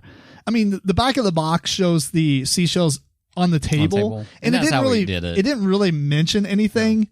And I can't find the rules right now, but I don't know. I mean, yeah, I think it would be a cool variant to add if it's not the case. I don't think it's a knock against the game, though, if it's not there. Mm-hmm. Because I actually thought that was really cool. It was fun. Because I guess it doesn't really matter if it's hidden, because as long as you have one. I would say there is one benefit that you get from that at least. Usually it gets stockpiled with shells. So at least you are able to get, abundance of shells, and then later on you can benefit from taking the actions that you want. Right. And that's the same thing that happens like, no thanks. I don't want this. I don't want this. I don't want this. Well, I got to take it, but it has 12 tokens on it. Right. And that, everybody only starts with 5 seashells. So it's not like it's going to go around a million times, but at the same time, it can go around quite a bit. Yeah. One of the final events that we had from the Third Age was like, volcano or earthquake or something. It destroyed like 3 tiles, and somebody got stuck with it, and they ended up getting like 10 shells out of it. So I mean, that's cool. Yeah, it made it worthwhile. Yeah, maybe not worthwhile, but they got some kind of benefit at least from it, right? Well, I mean, I think also he had the least amount of land tiles. He had a lost civilization at this point. I don't think much was going to turn that around. But which I would say on this particular game that we played, I tried to break the system a little bit by taking a lot of the land tiles to kind of starve off the other players. But there are rules against it, so and not against it, but to subvert that style. Eric was so disappointed when I was like, we had to look it up in the rule book. He realized, he couldn't actually just starve everyone of land. Yeah, so I could in a sense, but not as efficiently as I wanted. Exactly, because the bag represents 50 tiles, 10 of each of the 5 resources, and so if all the bag's empty. Right, instead of pulling from the bag, you are allowed to flip over a tile that is. Right. When you do explore, if you get to draw 3 tiles and there's none in the bag, now you get to explore, quote unquote, 3 of your tiles on your map that was exhausted. And the reason that they become exhausted, other than events, is if, for instance, and which this also kind of circumvents what he was trying to do as well, to a degree, like each age requires the same resource, but 1, 2, and then 3 of the same type. So if you're doing a third age tech tree research, you might need 3 gold resource tiles, separate tiles. But in order to circumvent that, you can exhaust a tile that is not that gold or not of the gold type, and then basically it's face down on your map. As long as you have a tribe member on there. As long as you have a tribe member in at least one of the actual resource. So if it costs 3 gold and you have a gold and no other gold tiles, you can use that gold tile and burn 2 other tiles to basically make up for it, and you'll be able to complete it. So the only reason it's really going to mess you over is in a 4-player game, because the tiles are spread out amongst everybody, and there's like, if somebody draws like a couple of times and all the incense tiles are gone, but before it gets to you and you didn't start with any, and you never got it, and you never got 8 incense. But the way you circumvent that is what I did, because I didn't have any incense. So I used my arrow to divert the prerequisite of the incense to something else. Mm-hmm. So now I need it like it is going to block you out of 3 different tiles that you never can go to. Because you have one that's, requires 1 incense, one requires 2 incense, and one requires 3. If you never get incense during the game, it is going to block you off from those 3 tiles. Try not to do that. That's true, but I don't think it's that necessary, because you're not going to get a completion. You're not doing every one of them. Right. It's just going to kind of lock you into specific paths and stuff. Yeah. Yeah, it's not a problem. Either way, could be though. The game is pretty quick. It is. It's so fast. Eric, did you keep track of that? Yeah. Keep on talking, and And it's so up. clear. The things that you need to do, you have to explore to get more land. You have to move. You have to get more people onto the places that you already have. And then you have to move to get them onto the new land. And then you can use that to build your tech tree. Yeah. It's so clear cut and it's so fast. I really enjoyed this one. Well, for our play, it was 1:20. It didn't even feel like 1:20 though. No, it felt like about went 50 minutes. Pretty fast. I'm shocked to hear that it was that long. Yeah. Well, we were learning it as well. That's true. I think the board, the box says 45 minutes. And I think that we could totally do 45 minutes next time we play this. It felt like 45. Yeah, it definitely felt like 45. Man, if we played it in 45 minutes, it would feel like a 30-minute game. Like 25 is like, just burn through it. It was good. So, yeah, and I liked all the events. That was one of my favorite things about it. The action selection row and all the really fun events that come out was awesome. It's essentially a rondelle. Is it? Right? Because the basic ones that you have, when you take one, it goes to the end. So it's a circle. Well, in a sense, it's a rondelle that changes. I just liked it because it reminded me of No Thanks. I don't want that. I don't want that. Right. Yeah, that's good. But you could skip ahead a little bit. And I mean, even though there's only like 3 basic actions of the game, I felt like that row of actions really did matter. Oh, yeah. Yes. Because you're like, oh, please don't take that one. Please don't take that one. The research is the one you want so badly. Right. And there's 3 of the tiles that would have it, and it felt like it was never available. Right. It was pretty cool. I mean, it's a very fun game. Yeah. I mean, I did like my playthrough when we played it. However, for me, I feel that subsequent plays might not encompass and keep that enjoyment for me. You do go through most of those tiles, so you kind of experience the game. Like the events? Right. Yeah. I think we went through most. Well, you go through 4 of the, well, no, maybe like 8 or so from each. I mean, yeah, you go through quite a bit. Mm-hmm. So it didn't have a large variety of different events that might come out. For me anyway, a lot of them kind of seemed similar. Yeah. Mm-hmm. Yeah. So the first ones that come out, they're usually some type of a benefit, or they might benefit everybody. Like tier 3 is the ones that are like bad for you to take usually. Yep. Expansion needed. Oh, I was getting ready to say that. This game would be awesome with an expansion. And then you go attack other tribes. Yeah. Add a couple other little elements to it. I think add like some action cards that you can play and stuff. It'd be cool. There's so much you can expand on this that would be great. I don't quite see it getting an expansion, but I mean, I've heard a lot of people talk about it, so maybe it will. I don't know how well it's doing. Hopefully. So he also designed one of my favorite games, Nations. Oh, okay. And Nations, the dice game. So very nice. Played a lot of that. Yeah. Sorry. Maybe Tribes Dawn of Humanity, the dice game. Right. I don't know. I just want to see this action selection. Maybe it's in other games and I haven't just seen it or played a game with it, but I really, really like this action selection. Yeah. So it's fantastic.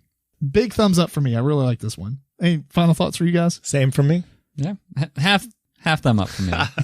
It's a half a thumb? Like what's the rating scale here? Are you doing 2 thumbs up? Is this like a 25 out of 100? 2, maybe 1 and a quarter. Let's do a 10 out of 10. Like a 10 thumbs. 6.5. Okay, cool. I mean, that's a respectful score. Actually, what does it even have on let's see what it has on the old BGG, which you're probably watching this video from. I'm guessing it'll be about that. It's got 6.9. Oh, yeah. Yeah, I would put it up there about the right. I think it's a pretty accurate score. Yeah, 7. Yeah. Anything else? Nope, not for me. Covers it. Well, that is Tribes Dawn of Humanity. And so for the final game on this episode, we have Too Many Bones. The designers are Josh and Adam Carlson. The artist is Josh Carlson and Anthony Litorno. And the publisher is Chip Theory Games. I'm not going to go over all these rules. There is a ton of rules to this game, but I'm going to give you a general idea, and anything that we want to talk about, maybe we'll expand on the rules just to kind of put our thoughts in a context. Too Many Bones is essentially, I guess, like an adventure game where you're going through a deck of encounter cards to gain what's called progress points. Once you have so many, then you can progress to the final fight, which is the boss that you picked at the beginning of the game. So the boss is the first thing you're going to pick, or, your characters or whatever. But the boss is going to dictate what type of enemies is going to show up, he has its own special abilities and rules and little storyline on the back or whatever. It also shows you how many days you have to complete it, which kind of dictates the game's length. It is a lengthier game, so keep that in mind. The game is each player, it's like a dice game, right? Where you're going to have all these different skirmishes for each encounter. So each player has a character, the characters, and we'll talk about the components, because I think that's going to be very important. But the player board is basically a neoprene mat with all these cutouts for dice to be in. Each character essentially has around 16 dice that's specific, maybe even, about 16 dice per character, because there's like 16 slots to put these dice in. So as you advance, you can pick special ability dice that go in those slots, and they'll give you different powers. Some of them are just counters that will update as you do stuff. Some of them you actually roll when you're doing combat and do other things. You have 4 different stats. You have health, which are poker chips that you're going to put underneath your character's poker chip. You have dexterity, which determines how many dice you get to roll. You have attack and defense. And unlike other games where you roll attack dice and they roll defense dice to counteract your attack dice, this one you choose when it's your turn to activate. You can roll as many dice that you want, or so up to your dexterity rating, but you can choose between your ability dice or your attack dice or your defense dice. And the defense dice kind of act like temporary hit points. It puts little shields on your character poker chip, and those get depleted first when you're hit. This encounter deck, you're going to, by the way, each character plays totally different. Each player also comes with a 2-page summary of all the rules, which is basically an 8.5 by 11 sheet of laminated paper that has a massive amount of text. So it's like plastic paper. Yeah, everything in this game is basically waterproof. You can play it underwater. I think they have done so. Have they really? Yeah. That's awesome. Wow. We should do it in a pool. Anyway, so you'll flip over the first encounter card. You have a choice. It'll give you a little storyline, and the choice will pretty much be do A or do B. And a lot of times I think this is like do A or take a handicap to gain bonus stuff for B. In most of the case, it's going to be putting your guys out on this 4x4 grid and then moving around and rolling dice and killing the bad guys or whatever. Everything is poker chips in this game. And then if you complete it, you'll get progress points, and you have a chance to kind of attain some experience to gain. You can increase your stats, or you can do some training to possibly increase like your attack dice, defense dice, and maybe even gain your ability dice at that point. You can also gain equipment cards between rounds and stuff. Sometimes I think maybe some of the encounters will give you equipment as well. Then you'll move on to the next encounter card, and you'll just do that over and over until you have enough progress points to flip over the bad guy or the boss and then do its specific encounter. And then if you beat that, you win the game. Otherwise you lose. So I think that's enough to kind of put everybody on the right play or mindset of the game. Plus there's probably a billion videos about this already. So you probably fast forward through it, and that's fine. But let's talk about Too Many Bones. Yeah. Start you, Eric. Oh, yeah, okay. I guess the first thing we can talk about is component wise. Yeah, let's talk about that. Components are pretty top notch. It might be overproduced in a way. Like you said, like your player board is made out of this this mat, kind of like a mouse pad, has the cutouts, which is really nice. All the chips that come with the game as well. So there is a lot of thought in the components that they use in the game. They might have overshot with what is needed. It doesn't need all this stuff, but it is nice to have. The only drawback to that, of course, is the price of it. I think like the base game's like $130, which might be prohibitive for some players. Yeah, it's definitely an expensive buy-in. Mm-hmm. The quality of the components is sort of the signature of chip theory games, and the chips are used in all of their games. They're really very, very nice quality. Yeah. Yeah, I really like the poker chips, although it'd be cool to have miniatures stand on top of your stack. I don't know if I wanted miniatures on top. We're already produced it this much, man. We might as well put some miniatures on there, painted guys. Now that you have your 3D printer. Oh, yeah. I'll do it for a game I don't own. So originally I didn't really like the artwork or the gear locks. I'm not sure about you guys, but I'll agree with you there.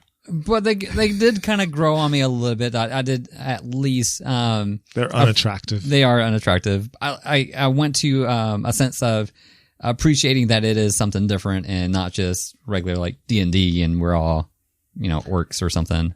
Yeah, I mean, it kind of is D&D. It's just specifically halflings and gnomes and like the little people, which is fine. I just don't typically play those characters. Mm-hmm. But at the same time, I'm not the type of person who gets immersed in the character I'm playing. Like, I think it's cool. Don't get me wrong, but I'm not like, oh, I am this character. I just swung this sword and I get all role playing with it. I was being silly based on the class of character I played. Right. So I'm like, I want to kill stuff. Because the guy, each player kind of has each of the base characters has their play style. They play pretty different from each other. They do. I've played 3 of them so far, and it is way different. And you do need, you have a double-sided player sheet that kind of outlines what all your dice do. Kind of even gives you helpful summaries or tips on what you should go for first to help you out, as a first time player. I think that while cool, it is a lot.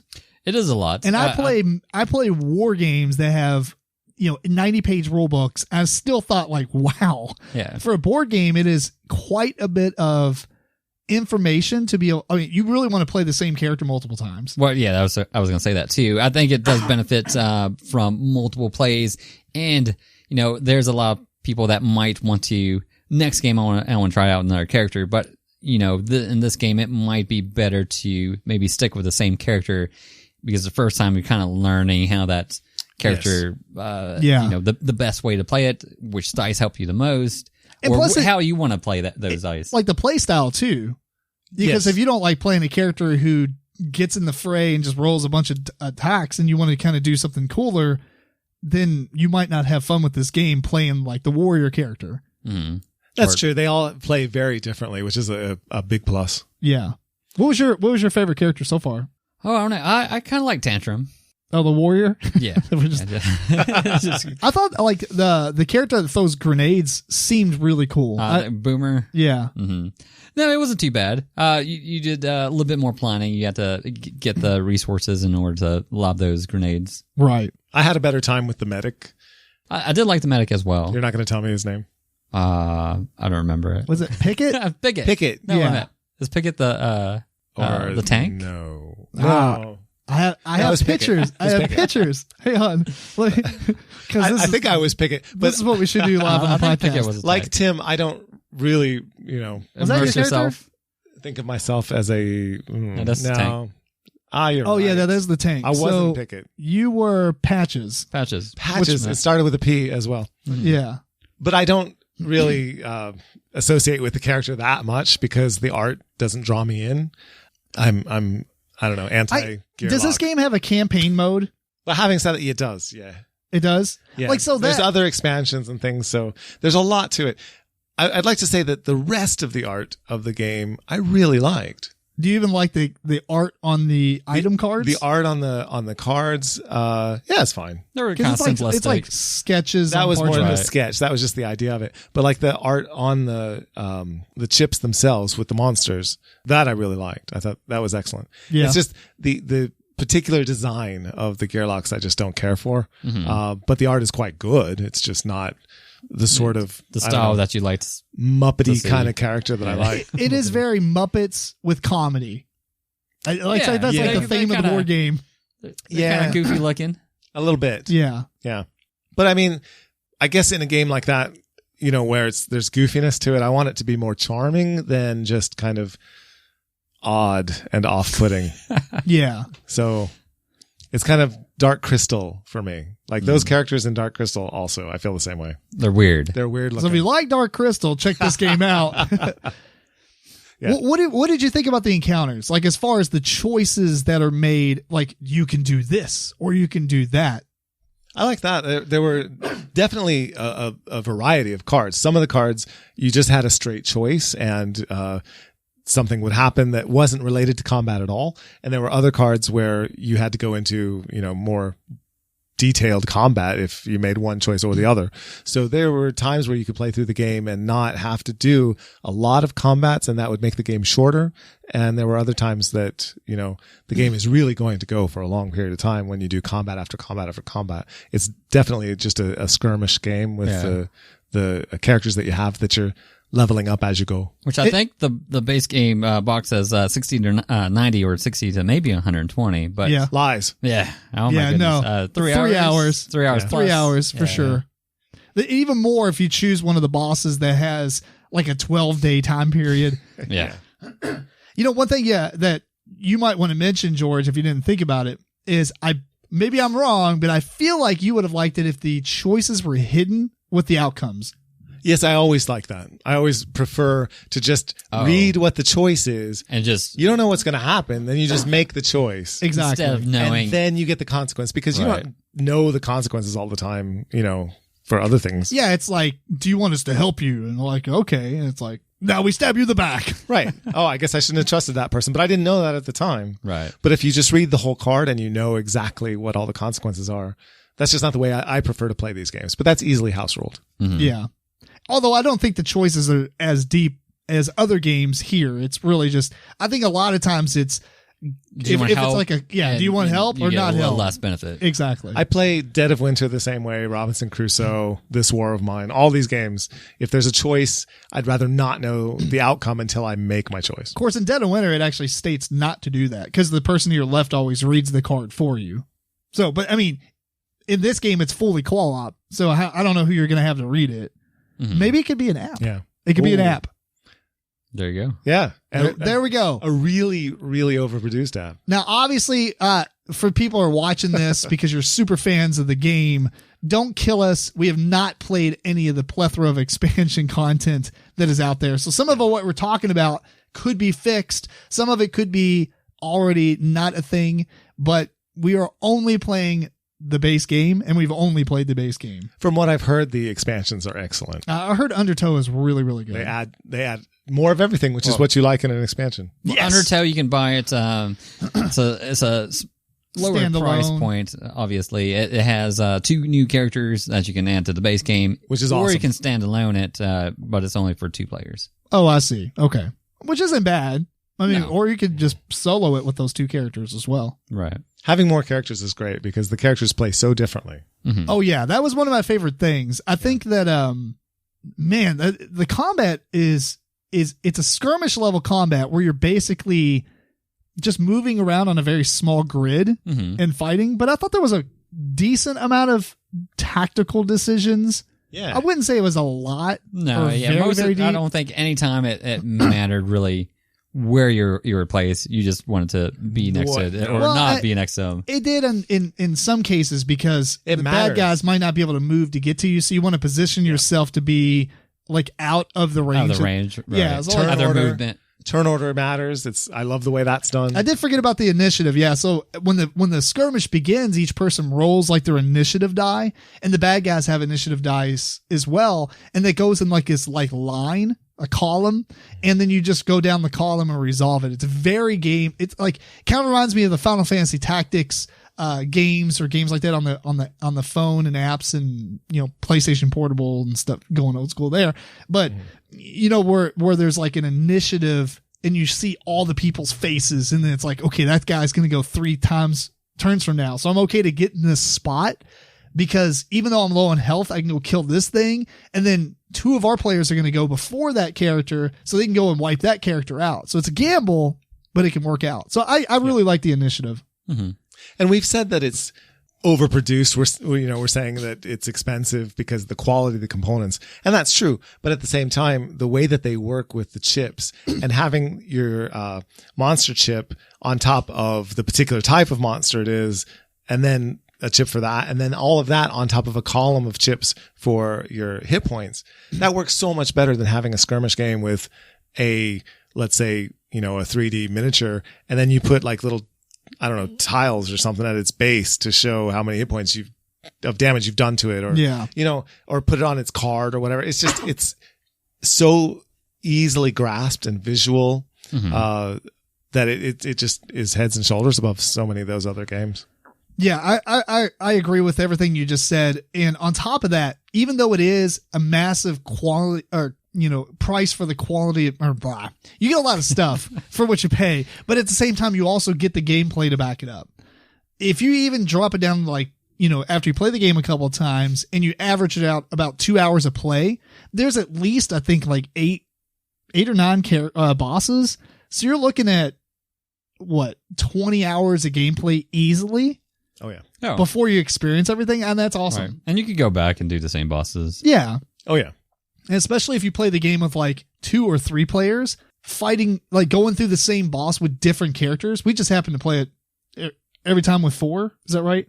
I've also played with 3. Oh yeah. Mm-hmm. How did you find in a 3-player game not having one of the classes? I thought it plays just fine. All the people that you bring in have their different play styles, but they all are warranted and they do well. What if you don't play with the medic? Oh, that's fine. Yeah, you don't necessarily need a medic because you're able to heal between rounds anyway. I guess you could just pick more defense dice and have more temporary hit points too. Yeah. Or you might be playing with a character as the medic who doesn't take medical kinds of dice because you're not locked into one sort of character. Right. You can choose even doing the medic various you might paths. not. It could be a medic routes. who likes to go around poisoning people and zapping them with, defibrillators or whatever it is. Defibrillator. I don't know. Whatever his abilities were called. Another point I'll make too is He needs to have poison syringes instead of that's he what does? Does he really? Yeah. Oh, I didn't play him, so there you go. There you go. Oh yeah, you did. You poisoned everything. Right. I was playing this game. Although I will say that last time we played was Like 3 in the morning. It ended at Yeah, like it did 3 or go, 4 in the morning. yeah, went It was on. getting pretty bad. Yeah. I don't fall asleep during games, but I was like, no, this is not a referendum on the game. No, but no, man, that was I was us. so tired. But I was having so much fun that I was not willing to say, let's just be done. Because, look, I'll be honest with you. I went into this game thinking, like a lot of people, overproduced game. I'm sure it's going to be okay, but I'll play it once and whatever. But I'm actually kind of looking forward to playing this more. Yeah, because, man, it is... It's deep, but it's not like massive deep. It's not like you're... There is definitely a learning curve, and of course, every time you play a new character, you get a new learning curve because this character is going to play a lot differently from another character. But what's interesting is that's like the learning curve. If That you is. take away the character and all their specific ability dice, right? could teach the which rest is of the like game. a lot. You can teach the rest of the game in like 5 minutes. Yeah. It is so fast. Yep. So Real quick, so one of the things I also liked about it was, so in a lot of games, RPG type adventure games or whatnot, you might level and you might make incremental gains, where it's like incremental gains, like +1 to a stat or something. And in this case, yeah, you do get like +1 to your dex or something, but that's makes a big difference because that is a whole new dice or another dice for you to attack, or you instead of putting into one of your dice pools or your dice pools, you could add another dice, and that adds a new element to what you can do during your turn. Although it was frustrating that you can fail to train into your strength stat. Yeah. You can fail, but you don't lose it. You have Yeah, to, it just You have puts to go it somewhere else. Yeah. Yeah. I mean, that's fine. I guess there should be some frustrations. What I would say is if I were house ruling it, as I almost always do with everything, what I would want is that you get more dice, you get more opportunities to get your really cool, fun dice, and those dice that you're incrementing just for stats would happen automatically. Like you get one of those, and you get one that is the actual cool, fun dice that you get to add to what you're doing. So the ones that just give you more dice are the ones that make you attack more, give you a +1 or whatever. Those just happen by themselves.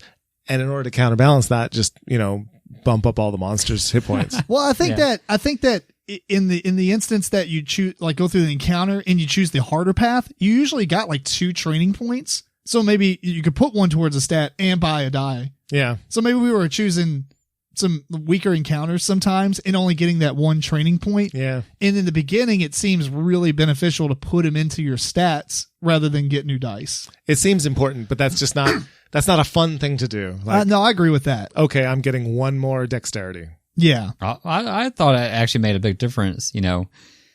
If you go from rolling 3 dice, rolling 4 dice, that's Well, it makes a big difference. But it's not a fun thing to do. Like, you're not seeing, can I poison the monster or not? You're just seeing, can I hit him a little bit harder? Take like something like Diablo 2, right? Where as you level, you get attribute points to put in your strength and health and mana, but you also get like talent points to put into your talent trees. Yeah. So you're getting both. And that's fun. If I was playing Diablo and it's like, you get points for your trade. Okay, 5 health. Move on. Right.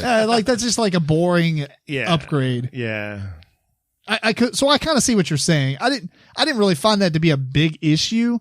You could just choose the encounters that give you more training points and then just always try to diversify. But I don't know. It was all right. Yeah. I didn't mind that part too much. I would bump that up a little bit and I would just make the monsters a little bit stronger to compensate. Fair enough. Maybe there's encounters in the expansions that are harder and maybe you start off at a stronger level. Yeah. And can circumvent that. Possible. So that's a minor complaint because getting the new dice when you do get it is fantastic. That's a lot of fun. Yeah. Mm-hmm. So there's one thing else that I want to mention, and it's the whole reason it's called Too Many Bones, is that whole bones mechanic. So a lot of your dice have, the cool abilities and stuff, but some of them have like skull and crossbones basically, or maybe it's just crossed bones. And those will go onto this bone track that you have, and it can go up to 5. 1, 2, it goes up to 5. And basically each rank 6. of these, maybe it's 6. Mm-hmm. One of mine didn't do anything. Each rank of these does something different, and then once you spend it, you spend them all, but like you can do like a special ability because you have too many bones. It's like a power up. Yeah. Yeah. For failed dice, basically. For failed dice, yeah. Yeah, it's I thought that was a pretty cool system. I liked it. Yeah. I wasn't like super thrilled with my character in that aspect, but I don't know. I like to play a different character instead. And you can choose dice that are your ability dice that on their faces might have more bones. Yeah. So that you're taking that risk of failing to do that cool thing, but also getting more of that power up. So I think it's a really good system. Yeah. All right. So final thoughts on Too Many Bones. No, I enjoyed it. Played it a couple times now and continue to enjoy it and like it better with subsequent plays. I don't like skirmish games. I do like this one. Cool. That's fair enough. I thought it was pretty good. I went in with lower expectations thinking I wasn't going to think it was amazing. And I really quite enjoyed it. So I'm looking forward to playing more and especially doing the expansions. And actually, most of the time when I see a game that's overproduced like this, and I say overproduced because the standard quality of board games is not this. Right. So I'm not saying it's overproduced in a bad way. It's just the production quality is very high. Excellent. And I really do like it in this game. Most time I'm like, that game's expensive for no reason. Like metal coins and resin pre-painted meeples and... I think we were just saying that deluxify the game, though, if you can. Yeah. This one qualifies. Well, one of us did. I said that. I don't mind deluxe components, but in most cases, I don't feel like they matter. But in this case, I feel like they were used really well. Yeah. Cool. Anything else? Nope. Yeah. We recommend it. That is Too Many Bones. So for our main topic, we are talking about how gaming has changed for us over the years. And just to as a precursor, we are going to mostly put this in board games, but I did put a little bit in here about video games as well, because I feel like it's going to be necessary, or it's going to be something good to talk about. Cause sometimes when people get involved with board games, stuff happens to the video game side of them, and it would be interesting to see what we see. So, George, let's start with you. The first thing we have here is, let's just talk about in general what you used to game early on and then how you game now. Well, interestingly, it's not much different because early on and now I would still go and play all day if I could, play all night if I could. I like long gaming sessions where you play lots of different games. I'm not fond of just, show up, play a game, you're done, go home. Yeah, right. Yeah. So that actually didn't change very much for me as far as the game. The games themselves have changed just because we're playing a lot of the new stuff every year. But in terms of how I play, I like to get together with a group of friends and just, spend a lot of time together talking, playing games and hanging out. I will agree with you on the long gaming sessions because in the beginning I played a lot of RPGs and then I played a lot of miniature combat games. And then I played a lot of collectible card games, and those you just sit there and just churn out game after game after game. Right. Because you're usually playing competitively. So every time we would game, it was literally like Saturday. Like all day Saturday long, especially when you're playing RPGs. Because a 3-hour RPG session is boring. Yeah, it's not enough. You need like 8. Yeah. You need at least 6, I think. That's a really good medium. There's a couple meals involved. Yeah, exactly. Yeah. What about you, Eric? It's probably pretty same in how we game. I would consider myself like maybe like omni gamer, or hopefully that term is correct. I like a little bit of all types of games. There's not just one type of game that I go to. So that's pretty much been the same. I will say over time, I'm not sure if we're talking about that yet. I have not specifics. We're just talking about. Let's just talk about like how much you like to game. Oh, I don't know. It's like you guys, we get together and we try to game as long as possible. So that's fair enough. So yeah, let's get into the next thing then. So games you used to like but have moved on from. And this, we're really speaking of designer games. We're not talking Monopoly and Scrabbles and stuff you played as a kid or Mousetrap. Stuff that you played early on in your designer gaming. I guess this is going to be a pretty obvious question because it's going to be like gateway games, and then I got deeper games. Yeah, kind of. I'll say at least for me, I have at least I still like to play all types of games. Of course, in a bigger setting, multiple people, 3, 4, 5 player games. I like to play any type of game and even light games. But in a 2-person setting, I have noticed we tend to like heavier games and kind of shy away from the more lighter fare. Yeah, but I wonder if that is more of a time constraint since we play on Fridays. Like, if you had no time constraint, especially, you see that on Saturdays, like when we have the all day, gamings and stuff, you tend to play bigger, deeper games. Yeah. Cause you can get a lot of them going. I feel like when we play on our every Friday nights, it's like, let's play as many games as possible. Yeah. The hour and a half is a very good length of game at that point. It is. But I don't think that we're trying to stay away from 4-hour games and 6-hour games. Mm-hmm. It's just really hard to, I don't know, like maybe like a fulfillment. You start on Friday and you play Twilight Imperium and then you leave. And then that's the only game you played. Do you feel as satisfied at that point? You know what I mean? Whereas if you had all day Saturday and you played Twilight and Rising Sun and Blood Rage and got a few bigger games in instead of one big game. I don't know. Yeah, I think variety definitely. I guess we've completely ditched the original question, which is games we've moved on from, like specific games. Let's talk about that. Okay. Like for instance, a lot of people will take Catan. They'll play Catan. It's the best game they've ever played. And then they find out about the board gaming world. They get really involved in the board gaming world, become elitists, and then take a crap on Catan like you didn't do anything to bring them into the environment. That sounded bitter. But a little bit. I would say it's a good example. Yeah. Yeah. There is games that you play and then, well, for either it's maybe it got too light for you or maybe you outplayed it and you've seen, all the things that this can offer you, gameplay wise. So there's going to be games that maybe you've outplayed, or, something about it you don't end up enjoying anymore. And I think that's just regular what should happen to most players. But can you think of any examples for yourself? Yeah, sure. Actually, I've kept around a lot of lighter games, games that you would play with maybe new players. I used to keep those just in case, new players came about. But storage constraints had me purge a lot of these games. I don't carry Pandemic or King of Tokyo. Got rid of my Ticket to Ride. So a lot of those entry level games, I've actually got rid of. Yeah. But I guess like you got rid of them, but would you be opposed to playing them again? I wouldn't, and I've noticed this just being on my shelf. They've been there for 3 or 4 years.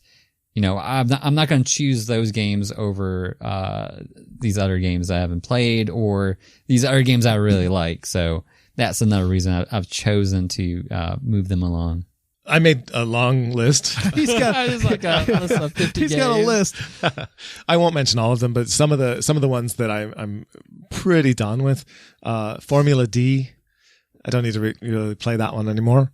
That's a good one. I will say that too. I bought that on the the reputation it had on Board Game Geek and like people always talking about it. I think it's subpar. I think it's meh. I won't say it's subpar, but it's first off, there's no missiles. Better ones. That's true. There's better games that are racing games out there. Mm-hmm. That one I just don't need to revisit. I've played it enough. But it's not a bad game. I certainly as a sort of a gateway kind of game, it's nice. Yeah, I guess I was just slightly disappointed with it. And it's a longer game as well. So. Yeah.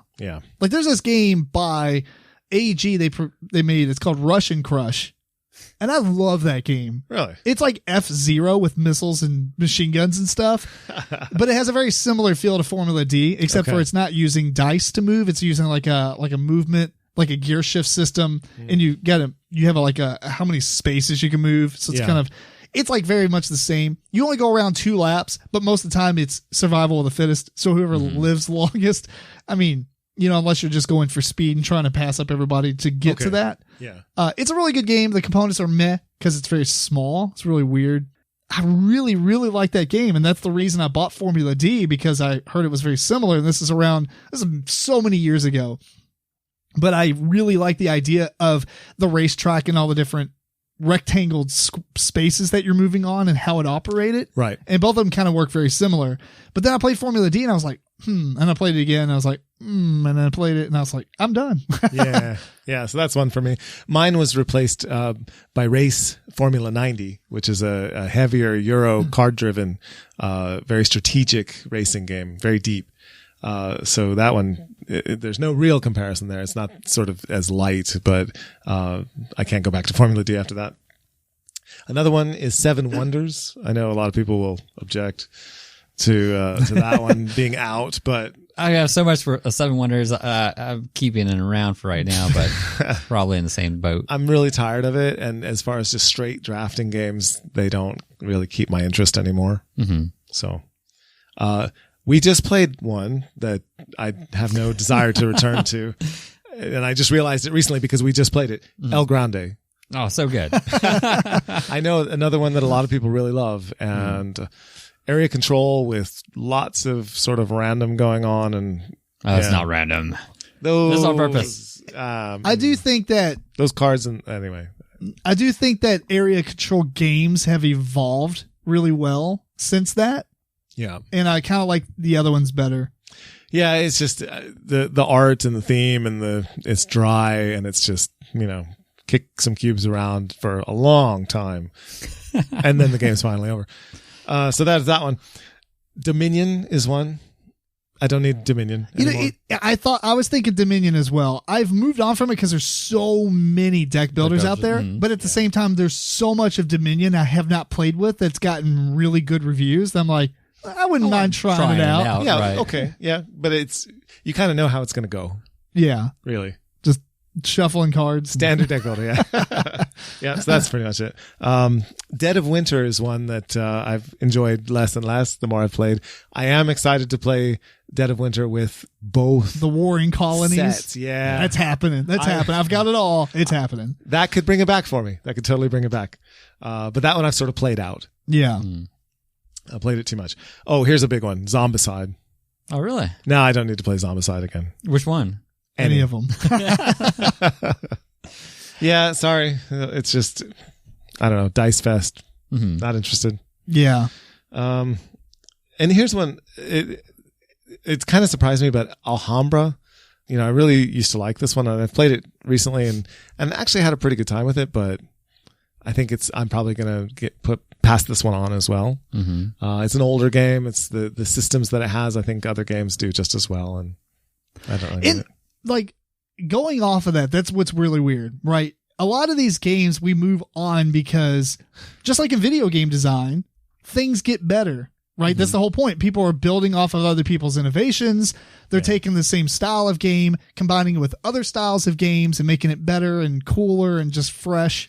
Yeah, and it's just, I've got the big box version and it takes up a lot of space. Oh, it does. So. But for me, like, I feel like Catan, a lot of people say they move on from it because it's a gateway game and such, but I don't see anything that replaces it. Like, there's not, no, I'm just saying, like, the style of game it is, right. It's really enjoyable for me to return to. Now, I don't like try to go out and play it like some people, but man, it is very unique and it has a lasting power to it. Yeah, no, that one is definitely a good one. Like Dominion, I mean, has been redone 1.5 billion times in way cooler. It was a pioneer, but at the same time, it's at this point, I feel like it's overstayed its welcome. You know, but yeah, I'll agree with you. I mean, we can come back to me. He's got games upon games. Mine's a little bit different. Like, some of the games I used to play, and I guess this isn't really designer games, even though they kind of are, but like you take Zombies, like the little miniature game Zombies, or you take, like Munchkin, stuff like that. Oh yeah, that's one. Like I guess like that was a little bit different time frame though than what I was originally basing this question off of. But that's the kind of games we were playing. But we were mostly playing like War Machine and Warhammer and other miniature games like Malifaux and stuff. And when we play a board game, we would go to one of those. Mm-hmm. Yeah, and it just feels like I had a lot of fun, but when I really got deeper into the designer stuff, I've kind of moved on from that stuff. Yeah. Because there's so many designer games or other games that are way better than that. But again, I mean, I feel like Catan is the only one that kind of lasted very well. I mean, it stayed around. Yeah, I'm trying to think right now of any Steve Jackson game that I've kept around and I really want to play. Ogre? No. No. Zombie Dice. Zombie Dice. That's there all right. You go. Zombie Dice is another one, man. Right. Zombie Dice is fun. It's so simple. If you hate Zombie Dice, you hate gaming. I do not hate Zombie Dice. I do dislike Cthulhu Dice, though. That is a garbage game. It is garbage. Yeah, it is basically LCR. Yeah. That was it. Wow. You like roll the die and whatever happens, and then whoever gets the little gems wins. I don't know. It was so disappointing. Zombie Dice? No, Zombie Dice has a pressure luck aspect. Oh, it does. Like with Zombie Dice, you roll the dice, you get the brains. You're like, oh, I've only been shot once. I'm going to keep going. Oh, I got killed. That kind of idea. It's like a very light push your luck game. The Cthulhu Dice is like, all right, your turn to roll the 12-sided dice. What happens? Pass things to the left. All right, George, your roll. Take one from the center. It is literally LCR. It's pretty bad. The Martian Dice and Zombie Dice are both good. I haven't played Martian Dice, but it looks awesome. It's the one where you have to roll pick up the cows and stuff. Yeah. It's actually, that's a good one. And Trophy Buck is another dice game. I made really? Yeah. I have really been wanting to pick that up. Yeah. You should. It's quite simple. I made up a whole bunch of other rules for it. So I'll share it with you. Yeah. But yeah, some of those are classics, but then other than that, maybe Illuminati just because I can cheat at it. Other than that, I can't think of a whole lot of Steve Jackson ones that I really care for. Is Revolution Steve Jackson? Yes. Okay. That's a good one. Looney Labs. I don't need to play any Looney Labs games. None of them. All those little like triangle, plastic triangle kind of games, and all the Flux games. Sorry, guys. No, I will agree. Flux is one that I highly regarded when I first started playing it, and now it's kind of like, yeah. Gloom. What about Carcassonne? Don't need to play Gloom. Carcassonne. Yeah. No, I'm still playing that one. There's still. Yeah, I think there's That hangs. Man, that hangs around. Yeah. I like, and Ticket to Ride. I really like Ticket to Ride. I really like Ticket to Ride when you play in teams with the. See, I should have kept it around. No. On the We played India, it in the teams. India map. Oh thing? yeah. Was it India? I thought it was like China or something. We played it and we What hated is it. double-sided? Oh, okay. Yeah, it was a double-sided map. It was the team variant of it. It's tremendous. Well, no, because it like thought it was all right. It was these guys. They didn't like it. It like restricts your ability to communicate for arbitrary reasons. It wasn't so. It didn't let you know exactly what communication you can have during the game. So I guess you could kind of. I guess that's a different conversation, but well, choose. let's move on to something else. What about themes? Have you grown tired of any specific themes, or have you gotten into themes you didn't think you would have gotten into originally? Oh yeah, both. What's that? Zombies. I'm done. Zombies? No more Oh, zombies. I like zombies still. Yeah, I'm not a big fan of zombies anymore. No. I love fantasy. I know a lot of people are like, meh, on fantasy anymore. I don't care. You can theme anything fantasy. Wingspan, dragon span. Right. Dragon eggs. You get dragon eggs. You hatch dragon eggs. Okay. It's exactly. I won't go that far. Fantasy is not a big one for me in terms of like certain kinds of like D&D kind of fantasy. I'm not a big fan. But if you had zombies as part of like something more interesting than zombies, like universal monsters, and zombies, or the what is it with the Studying Emerald, and there happen to be zombies in that game, right? But there's a whole other There game. is zombies in that game. Like the focus isn't post-apocalyptic zombies. That's what I said, Take yeah. over. Okay. No, Second edition. if the focus is not just a horde of zombies coming, Like That's there's much a better. lich and he's sending skeletons and zombies. At right? you. Yeah, there's a whole undead variety pack, not just zombies. Variety pack. Yeah, but if it's just zombies, I don't care. Fair enough. What about you, Eric? What themes?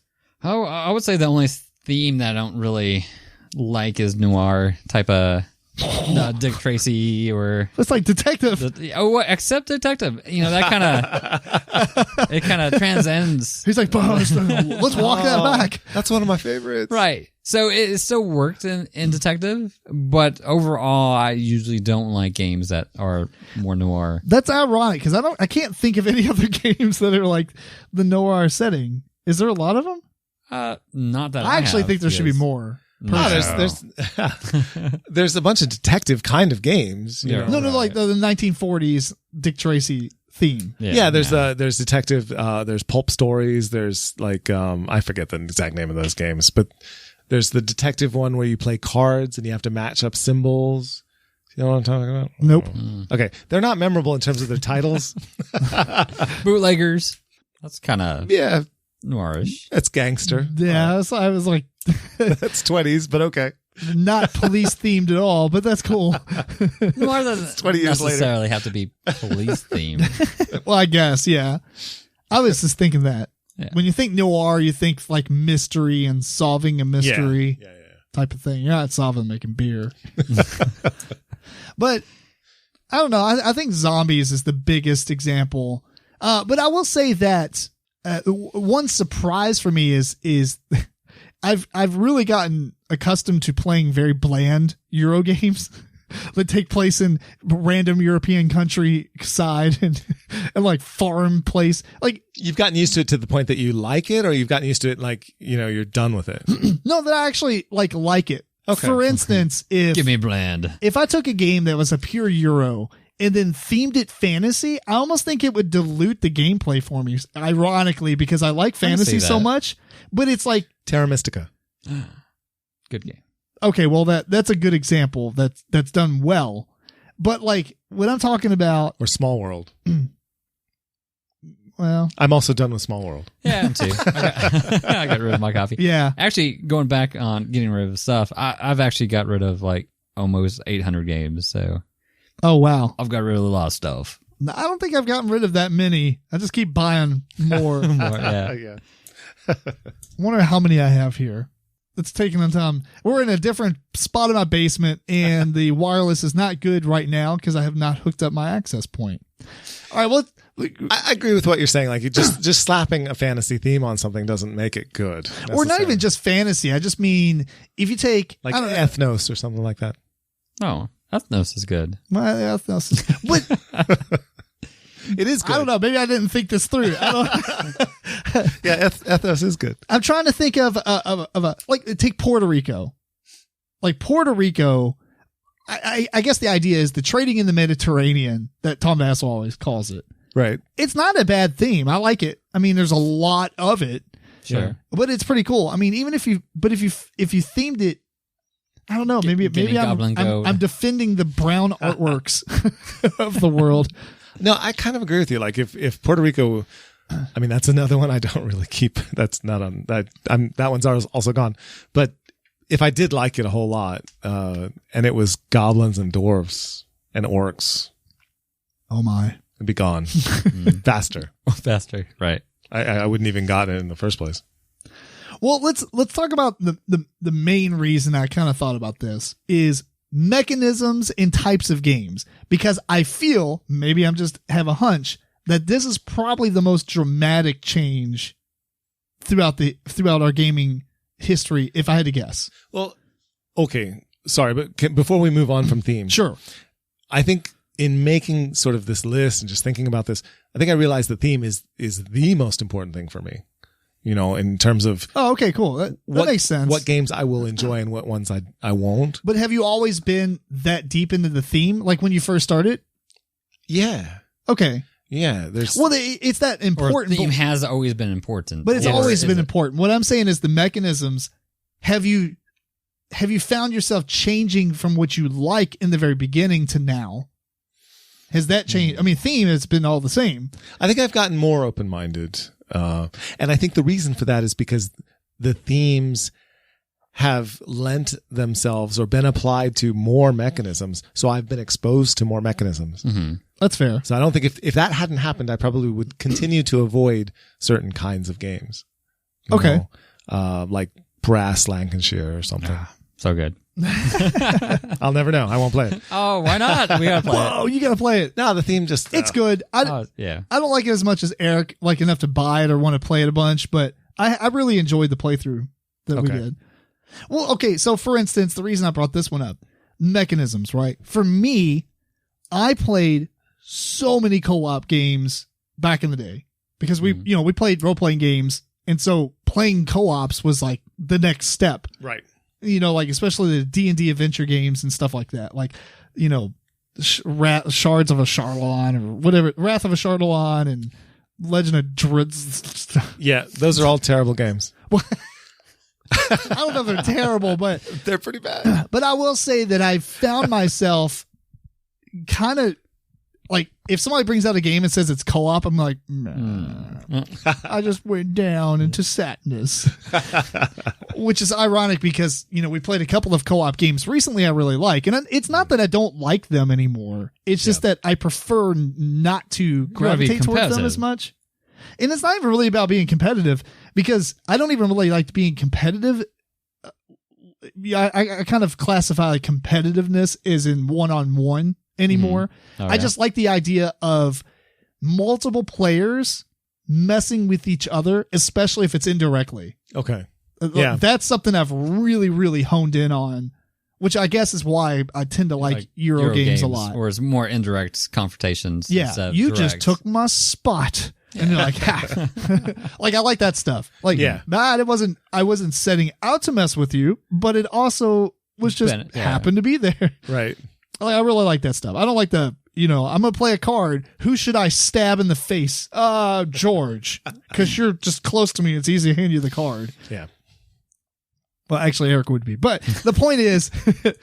George. The co-op games have kind of went on a decline for me as far as like want to play. Not as far as my enjoyment. Okay, but you said they've started to come back. Part of that is probably because... You never said that. I didn't say they started to come back. Oh, no. Okay. He's enjoyed a few that he's played recently. Although, ironically, I spent the most money I've ever spent on a board game on a co-op. On a co-op game. Kingdom Death Monster. That's true. But I think it's a little bit different. Like, I guess what I will define this as, co-op games that have a very deep campaign mode, very attractive. Co-op games like Ghost Stories, where it's like a single playthrough, meh. Oh, I love that one. Oh, no, I like Ghost Stories. I'm just saying anymore, I'm not trying to find those games. I have no interest in Bastion or whatever. Last Bastion. Oh, yeah. Mm-hmm. Yeah, but Basically the again, same game. the theme, that's the difference. Mm-hmm. What about you, Eric? So for me, as far as co-op, real quick, I started not liking co-op games initially, and I kind of grew to like them a lot. And then it went down for me, but it also depends on the type of co-op game for me. In those games like Pandemic, where it's groupthink, and you're like, okay, we kind of figured out what you're going to do in your turn. Your best move is to do this. Oh, like the puzzle co-ops. Right. I don't prefer those anymore. I do still like co-op games where you're playing your own without too much outside influence, but you're still playing it as a team and helping each other out. No, I agree with that. I guess that's why I liked stuff like Too Many Bones, which we talked earlier on the episode. The cool thing about that is you can't really dictate to me what to do. My character is so different from your character. I'm not going to be like, oh, well, first off, you probably don't even know how he plays. Right. Of course, the first time through. But at the same time, you're like, can you go kill that thing? Yeah, I think. Let me go try to roll. Like when I was attacking the final boss, I was like, I was so tired. I was like, please just let me roll all twos. And I just rolled the dice and I got like 7 hits and killed him. I was like, thank you. It's 4 a.m. But I mean, there's nothing you could do to really like quarterback it. Like you can Pandemic. You might as well just play it solo. Yeah. That's definitely an issue with a lot of co-ops. And I guess that's why I was bringing up Ghost Stories. Is because it's that kind of game. That kind of co-op is dropped off. Games like Kingdom Death Monster or Too Many Bones or stuff where you get to build a character and get your own, like, or Gloomhaven. I know for absolute fact I'd love that game. I've never played it, but I know I would like it just because the type of co-op it is. Those I really like. Yeah. That would be interesting to compare to Too Many Bones. Gloomhaven? Yeah. I really think Gloomhaven is the modern day Hero Quest. I really think that makes sense. Yeah. That's more of like the style of co-op game I'm thinking. Yeah. Mm-hmm. But what about you? What about mechanisms and stuff? I've always loved co-op games, but I understand what you're saying. They've dropped off for me as well because of that certain style of co-op game where it just seems a bit too pat, a bit too, this is what the game does. And you're just going through this deck and you get these things and that's it. Like, I enjoy Horrified, but it's a pick up and deliver for one thing. And for another, it just doesn't do it for me. Like, as far as other co-ops, I'm more interested in co-ops where you have to. Oh, wait. Have you played out Horrified then? I guess so already. Yeah. Mm-hmm. It's not the kind of co-op that I'm really gravitating towards now. Now I like very puzzly co-ops, like that are fun, like Rail Pass. That is awesome. That one's pretty. That is a really fun co-op. Or that's a definitely different style of co-op too. Yes, yeah. Or really challenging co-ops like Detective. What about Mental Blocks? Did you like that? No, not really. No. Yeah, I thought it was okay. It's meh. It's cool. It's a cool activity. It's more of an activity, and it's. I will say that would be really good in schools. It's either too challenging or it's too solvable. Either way, it's it's kind of like go take it or leave it. Middle school team building exercise right there. It's a good. It has its spots, but yeah, that kind of co-op is meh. Yeah, I just received the Root expansion, Clockwork enemies or whatever it is. And it has a bunch of AI that you can play against. So it becomes a co-op for Root. Yeah. And the idea is that you're trying to get your 30 points or whatever it is before the AI does. Everyone who's playing against the AI has to get it before any of the AI do. So that'll make it really interesting. I don't know if that'll save the game for me because I was getting a little tired of that one. It's strange to say since I just got these. Right. Expansions, but I think it will improve it. And the idea that you have to work together even though you're fighting each other, that may not work for me. Weird, thematically, that may not work, and I may have to figure out some way of, okay, I'm not actually killing you and then like taking over your changing the clearing. theme. I'm sending you off to wherever because, The Valhalla. you got no, like You're welcome. like Mouse Guard or something. You get sent off to the patrol. You go to the border. So that's why I got rid of your people, because I was promoting them. Something friendly rather than, oh, I'm killing you now so that I can get some points. So will you let me kill you so I can get okay, thanks. That doesn't work. Yeah. That's interesting. Yeah. Yeah. So I'm hoping there's a way to make this work out, and it should be interesting to see. But I do generally like good thinky co-ops a lot. Well, let's talk about another mechanism, deck building. Yeah. Yeah, I don't mind deck building. So I love still deck like building. Every time I hear this game's a deck builder, I'm like, why? But I mean, realistically, I play it and I have fun usually. Yeah. So it's not that big of a deal.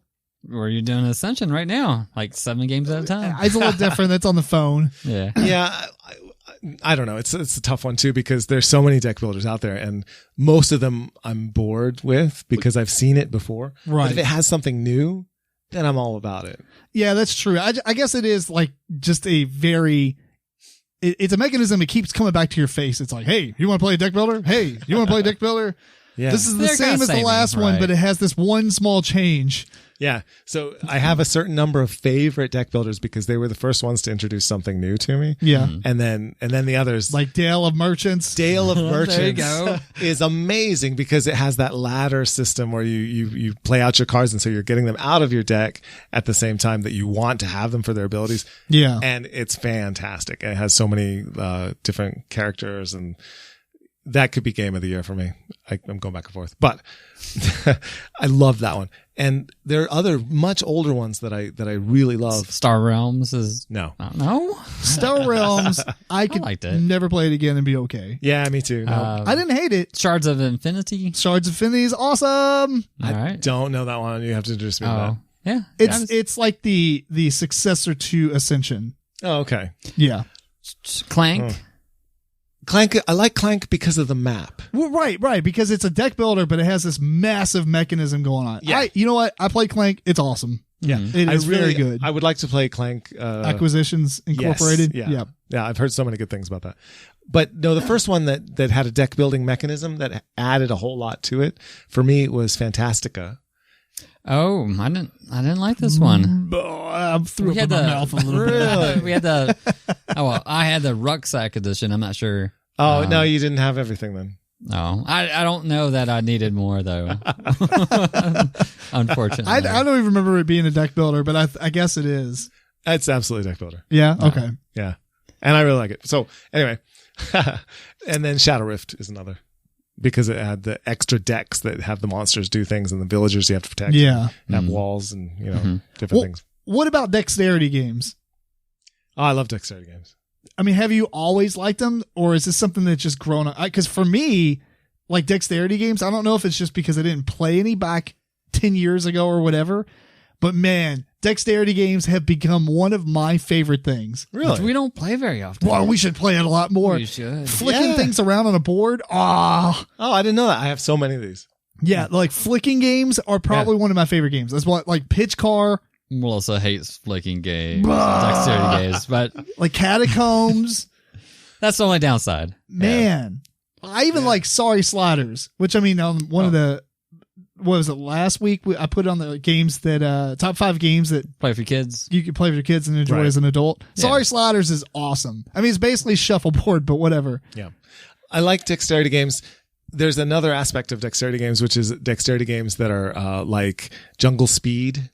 Do you know where you... Not sure if I like the speed element games as much. That's what I was going to say. Yeah. Or Go Nuts. We played that one recently. Mm-hmm. Go Nuts was pretty good. It's pretty fun, but they're all kind of the same. You see a thing, you have to quickly react and grab something. Yeah. Ghost Splits. Slapping games, where you play a card and then you have to slap a thing. I'm not into those anymore. No. That has really fallen on my list. I do like speed games where you have to analyze something mentally quickly. I don't like those either because I'm not. What was it? quick on my Mad feet. City? Like, yeah, Mad City. Like Mad City's good. I it's like that good. game where it's like flip over a timer. All right, build what you got. Yeah. Or Geistes Blitz is one where you have to actually, Geist Blitz. engage your brain before you grab the thing. Mad City isn't really dexterity, but Well, it's more real time. You have to, yeah. That's there's true. Dutch Splits. Didn't like it. Oh, I thought that was pretty fun. that was good. Yeah. I'm not sure if it's dexterity. It is a time-based game, but I would call it dexterity because you have to play these cards out and everyone's doing it and you have to beat them to it. It's, right. Okay. I think It's it's not- more of just real time. That's one Right. that would be like one of the older ones that I used to like more. Yeah. You know, trying to think. Panic Station is a good one. And then Zalapa and Uluru and Dimension are all really good. Dimension. Yeah. So those kind of games. Those La Boca. Nope. Nope. I like that one. Where you have to Ubongo, you know, you're Oh. timed and you have to do a Yes. thing. It's not really I have dexterity. It Ubongo. kind of is because like That's the one where you have different shapes and you have to make a shape. it's kind of dexterity because you have to move things around, but Right. it's really more of a timed thing. I like those. Yeah. Well, what about, it's interesting because I think Eric's going to be in the same boat with me on this one. Abstract games. How has Yeah. that changed over time for you? That's changed a lot. Like good, bad? I play less. I play fewer abstract games now. I think that in the beginning I was like, screw abstract games. Like I'm I kind had of the same element too. Yeah. I had like so, no interest in them at all. I really think it's because I don't play two-player games as much. That could be it. That I could be do- a big I think- portion of it. I do like a Abstract lot is of abstract games, a whole lot. probably best of two. Yeah. Yeah. But it went downhill, and then I got into designer games, and it went even further downhill. And then we played way cooler games. I was like, why are even abstracts even made? No, But there's then- some really but good then- ones. There is. Right. I would say in this past year, I played more abstract games than I could even put in the 5 or 6 years before it. I almost liked every one of them. Okay. Yeah. Cool. Like getting all the what's the nymph or what's it called? Yeah, the NIM series or whatever. The gifts. Gift yeah. series. Like all those are great. Well, not all of them, but I mean, I haven't played they one. pretty that- much are. all of them are Yeah. good. Some of them are really great. Right. Yinch. Yinch. Yinch is really That's good. the best one. Yeah. Zerts is really good. We didn't play that one. I think we With did. the marbles, like the. No, we didn't play the marbles. Yes, we did. Did we? We played that Origins. Is that you have like the different We played it wrong the first time, and then Yes, I but remember. both ways we played it was so good. Yeah, we played it. We read the rules again, which is like a page of rules. I don't know how we messed Yeah. this up. Yeah. So we played it wrong, and it was still good. We played it right, and it was a little better, but it's still good. Yeah. And like Shobu, man, Shobu yeah. is absolutely one of it might be my favorite abstract game. It's super good. Yeah. Like I like the Gifts series because like the production quality and stuff, but Shobu is literally like, here's some rocks. And I'm like, what? This instantly of rope. turned into a classic. Yeah. And a piece of rope. Yeah. But yeah, so abstracts I will say have definitely become more on my radar than what they were. Like I would not even give 2 thoughts about an abstract game, Which is a still year weird ago. for me because if I see a new abstract game out, I'm not gonna be like, "Ooh, abstract game." But once I let myself experience that abstract game, obviously not all of them, but I end up enjoying them quite a bit. Yeah. Yeah. All right. Well, we don't have a lot more time to dedicate to this topic. So I want to ask one more question, and it's more about video games. Oh. So a lot of people I've read online will get into board games, and then their video gaming just drops off the radar or gets really low. Yeah, that's kind of what happened to me as well. You think so? I have a big collection of many games that I haven't got a chance to play. Even more recently, I've been acquiring some new games, but I have now dedicated some time to playing those games, BioShock, for one. But still don't even scratch what I already have. What about you, George? Like early on compared to now?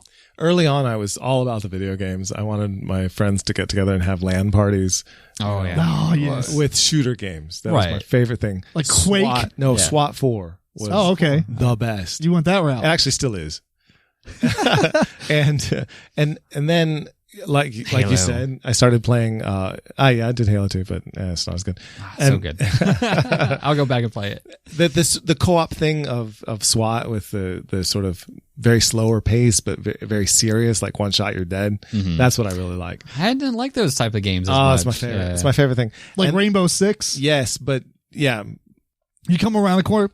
You die. Yep. Yeah, the Vegas one was the best, but they kind of went downhill from there. But anyway, so then when people stopped making those kinds of games, then I just kind of got out of it and got more into the board games. But now I'm actually, just recently, this past week, a friend sent me a video of a game called Arma 3. Oh, yeah.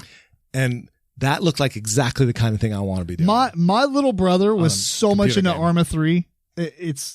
He has like hundreds of hours logged on Steam. It looks so realistic. Yes. And He used to play all the Delta Force games and like the Rainbow Sixes and stuff. He was very like the military shooters. Yeah. Where it's like more realistic or like counter. I don't know how much he played Counter-Strike, but he played it some with me. And that's the same way. You just walk around, it's like, and that guy's dead, and you just, instead of like, bam, bam, bam, low health. All right, go stand in the corner and regenerate. That's shield. That's idiotic. I just don't like that. I mean, that's no true. offense to people who do like it, but Quake 3, Arena.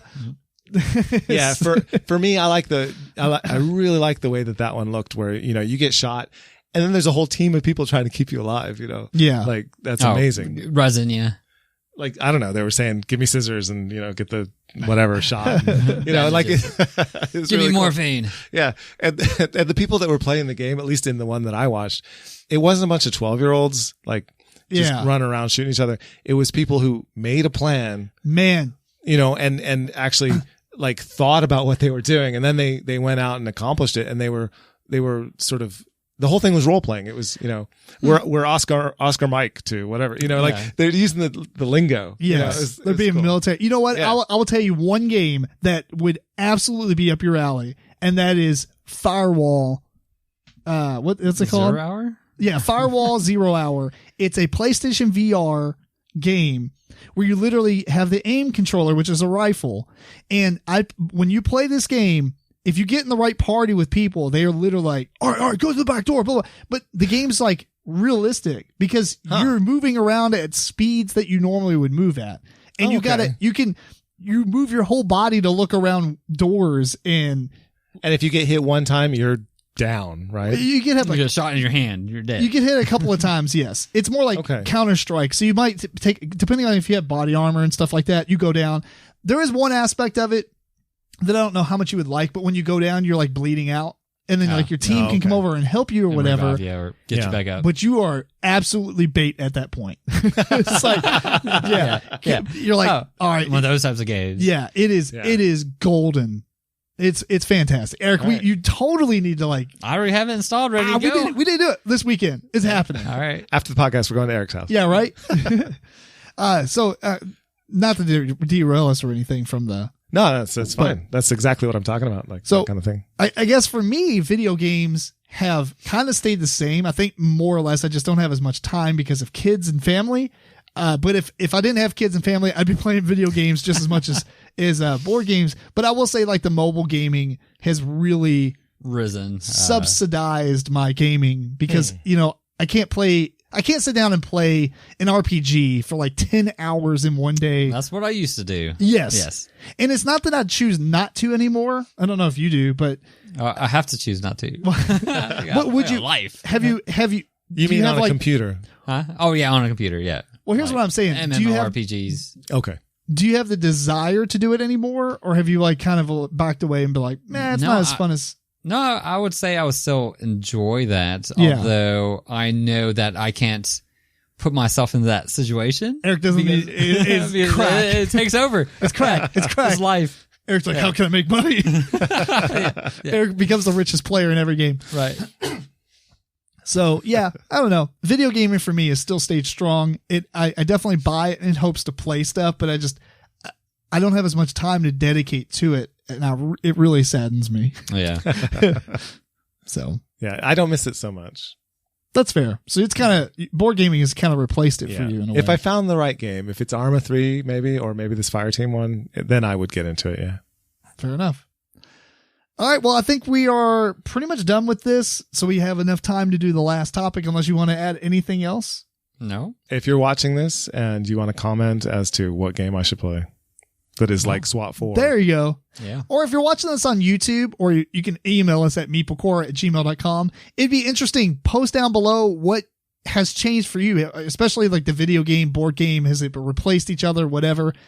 or maybe certain things in board gaming that you found yourself really liking at one point and then completely moving away from, or vice versa. It'd be interesting to see, what other people's experiences are and stuff. Yeah. So, yeah. All right, we're going to move on to our final topic. So for our final topic that I kind of didn't have a lot of time to prepare for, I call it Riddle Me This, Batman. I found a website that has a ton of riddles, and we're going to try to answer them. Because why not? Riddles. Talking about co-op games. Here's one right here. So I don't know if any of us have heard of any of these. It's going to just be whack. If we know the answer right away, it's because we've heard it before. Right. Yeah, exactly. All right, here's one. The more you take, the more you leave behind. What am I? And this isn't like, we're not scoring points. We're just hoping to get it correct as a team. You take more time and then you leave behind more. Oh, that's really good. Oh my goodness. The Mind more you take, the blown. more you leave behind. What am I? Time. That's good. Time? That's what Eric said. That's I what like I it. said. The more you leave behind. The more time you take, like the more time passes, right? And then you've left more behind because it's in the past. Okay, let's see. Let's see answer. Footsteps. I don't see my footsteps. Are you on the beach? I don't like that one. I like yours better. All right. You can see me in water, but I never get wet. What am I? See A reflection? Light? Yeah. Oh, A reflection. I'm going to go with Reflection's reflection. good, Let's yeah. see. A reflection. Boom. We good. got 1 to 0. Light never gets wet either. Oh, that's true. That's true. What flies without wings? All kinds of stuff. Stuff that's thrown. Bullets, Bullet. which is a true statement. So I'm right. It's time. Huh? Time. Flies? Oh, Oh. that's true. Let's see. Time.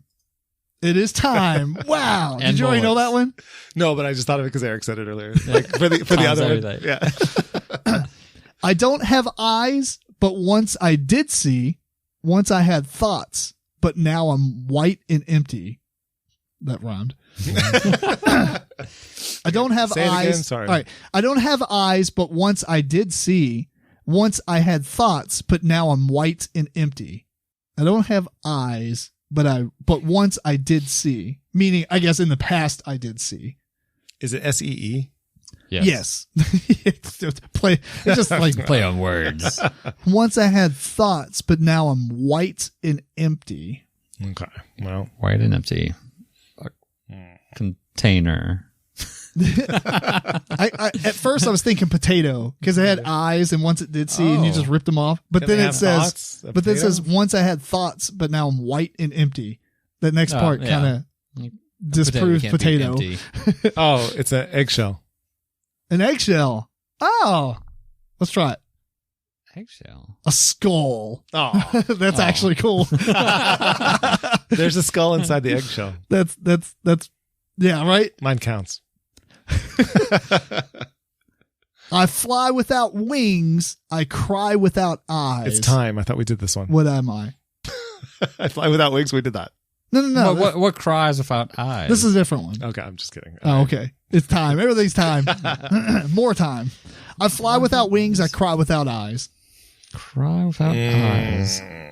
Cry. What cries? Cries can be out of your mouth. A cloud. Right? Yeah. I fly without wings. I mean, it's in the sky. I mean, it's Sure. kind of floating. It's Yeah, not sure. really flying. I like it. But it cries without eyes because it rains. Yeah, it's kind of lame, but Yeah. try it. Clouds. Oh, Okay. Yeah, that's right. That's right. Riddle tips. the website's riddles.tips. Play along at home. Yeah. right. What begins with T, ends with T, and has T in it? What begins with T, Yeah, I guess the first letter Ends and with T last and letter's a T, T in it. and has a T in it. Unless it's talking about tea bag. I don't know. A teapot. A tea pot. Tea. But there's no T in the middle of it. Right. It holds tea. Oh. Oh, not the actual word. Let's see what it says. A teapot. Oh, you're Ah! right. Oh my goodness.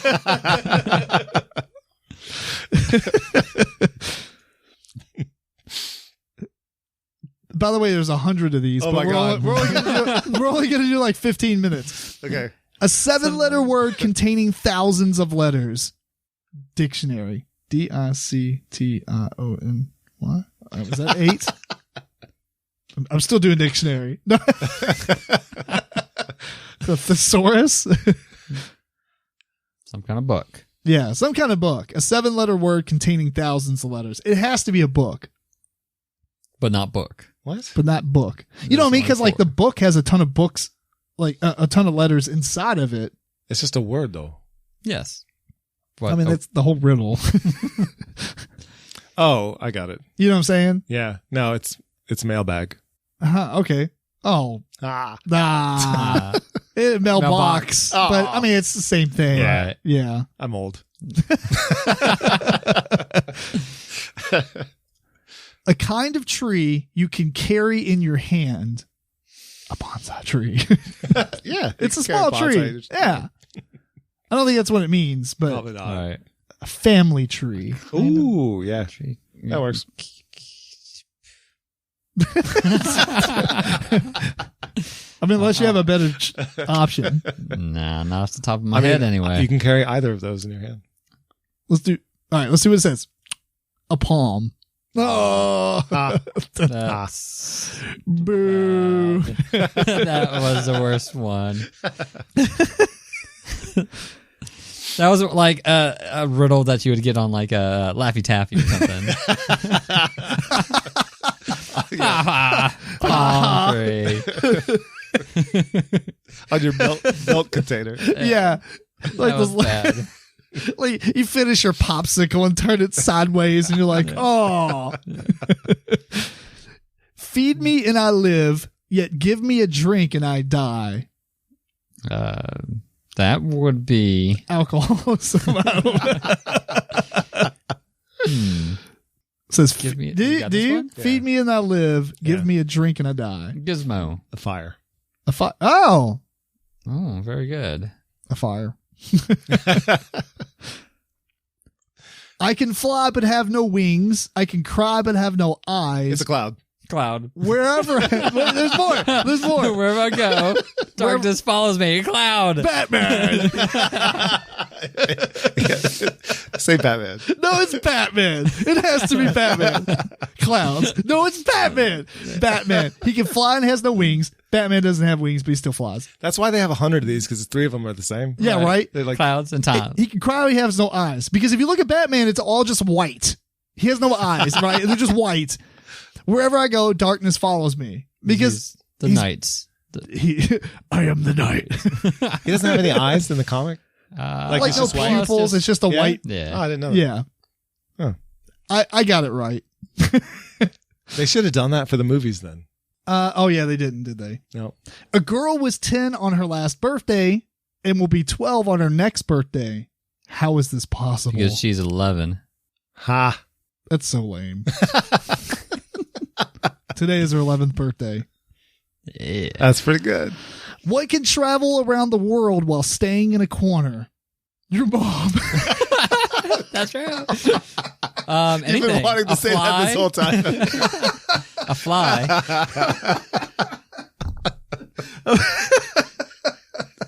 Oh, God. Now it's going to be the answer for everyone. I'm Yeah. It's like your mom's so big, she has her own zip code. Oh man! afraid. Today, instead of a top 5, we're playing Dirty Dozens. Yeah, apparently. We should get Dirty Minds out. Just did those riddles. Oh. But I couldn't have marked the podcast. I guess it could have been clean. Yeah. All right, what can travel around the world while staying in a corner? Yeah. I don't think we know this one. Yeah. No. All right, let's just see the answer. A stamp. That's lovely. Yeah. Next one's like a paragraph. Oh, wow. If you have me, you want to share me. If you share me, you haven't got me. What am I? That's so weird. If you have me, you want to share me. If you share me, you haven't got me. Chicken pox.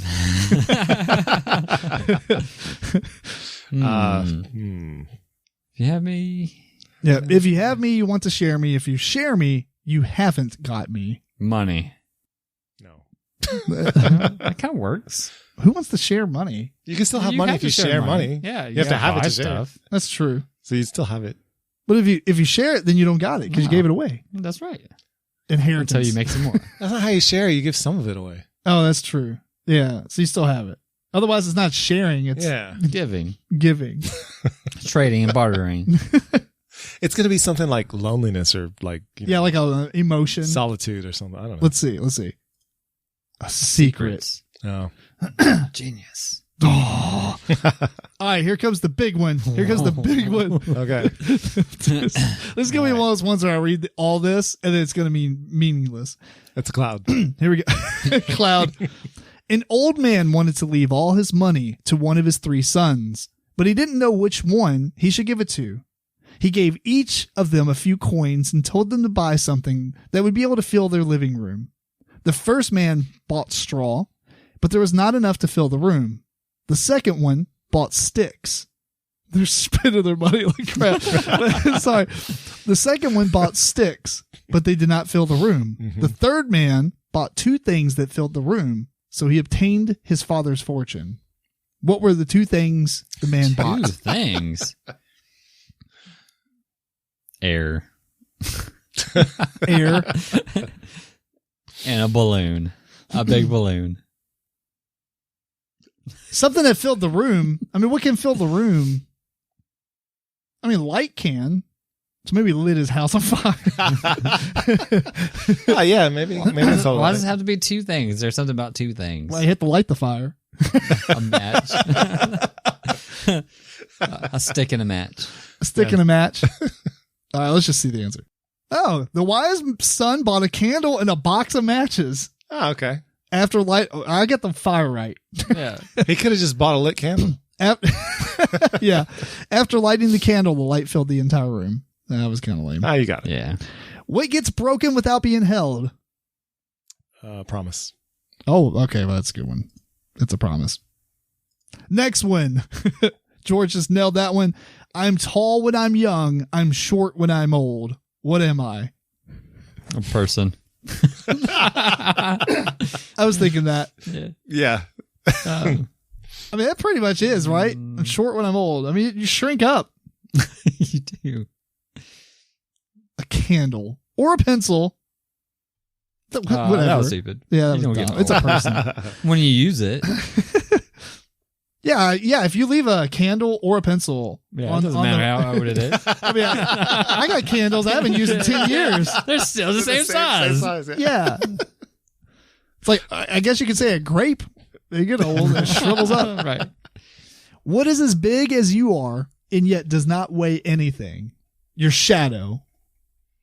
It could be as big. Yeah, it could be bigger. Sometimes it's bigger or smaller. I know, but we're talking about this website. That's true. Good Try point. shadow. I like it. Shadow. Yeah. Shadow. Yep. Okay. Bam.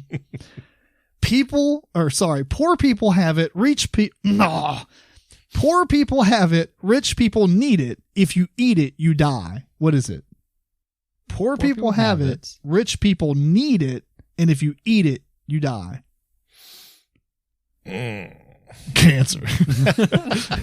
Rat poison. Rat poison. Something that rich people need, but if they eat it, they die. Yeah. But poor people already have it. The money? No, Poor people don't have that. have the money. Yeah. That's why they're Oh, they don't poor. have it. Yeah, that's right. That is right. That is fundamentally what that means. Problems.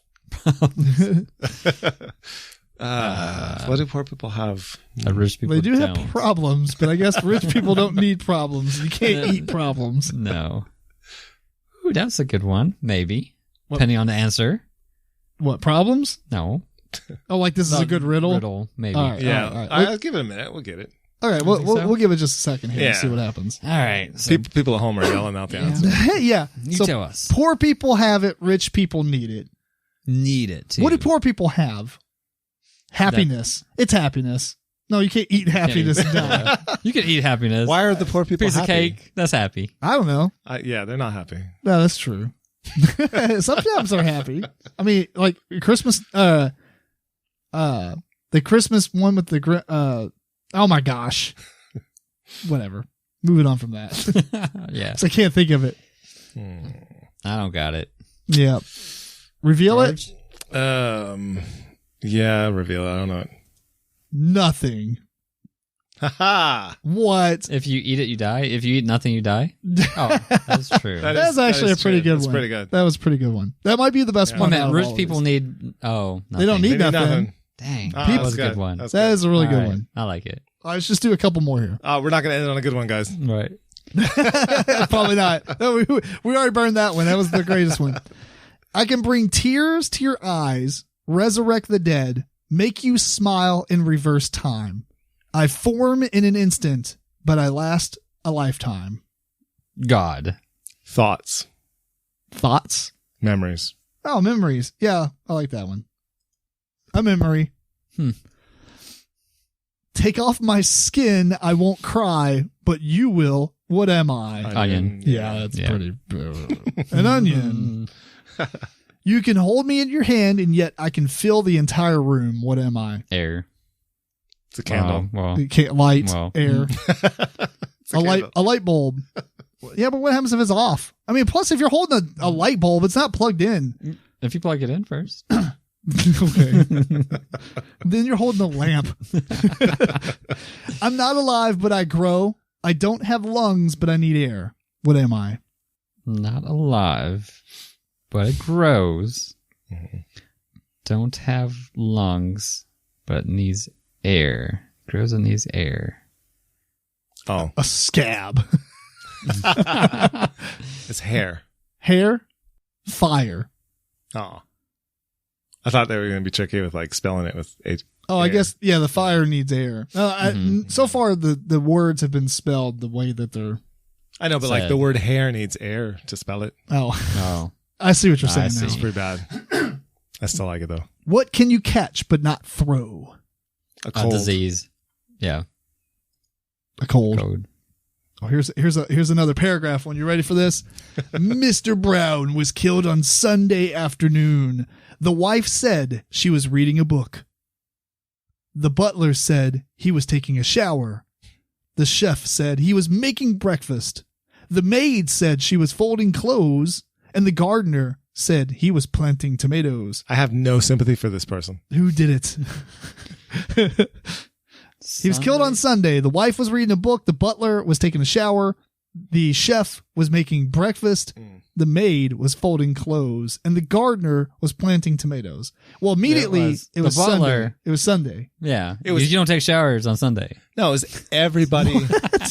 it was everyone except the wife because they all, they don't No. work on Sunday. Right. Well, it has to be the wife then. Well, No, they don't well, work on Sunday. They're the all lying. maid Huh? was folding clothes. I think it's the wife because she should be the only one in the house besides the work staff No, but was the work staff? They were all working. Oh, yeah, they're all working. on a Sunday, Yeah. They don't do them. They're not supposed to be working on a Sunday. Well, So they're it's not all of supposed to. but they weren't there to do it. Boom, boom, boom. Because he was killed on a Sunday afternoon, so they weren't technically. Oh, they're all lying though. That's right. It's all of them. Well, then again, the butler could be taking a shower at his house. The chef was making breakfast at his house. The maid Oh, was that's folding her true. own clothes, and the gardener was planting his own tomatoes. That is true. Yeah. I say it's the wife. Sure. The chef. Mr. Brown was killed in the afternoon, and yet the chef claimed he was making breakfast. He just woke up. I do that all the time. Man, dude, you can eat an omelet at 5 in the afternoon.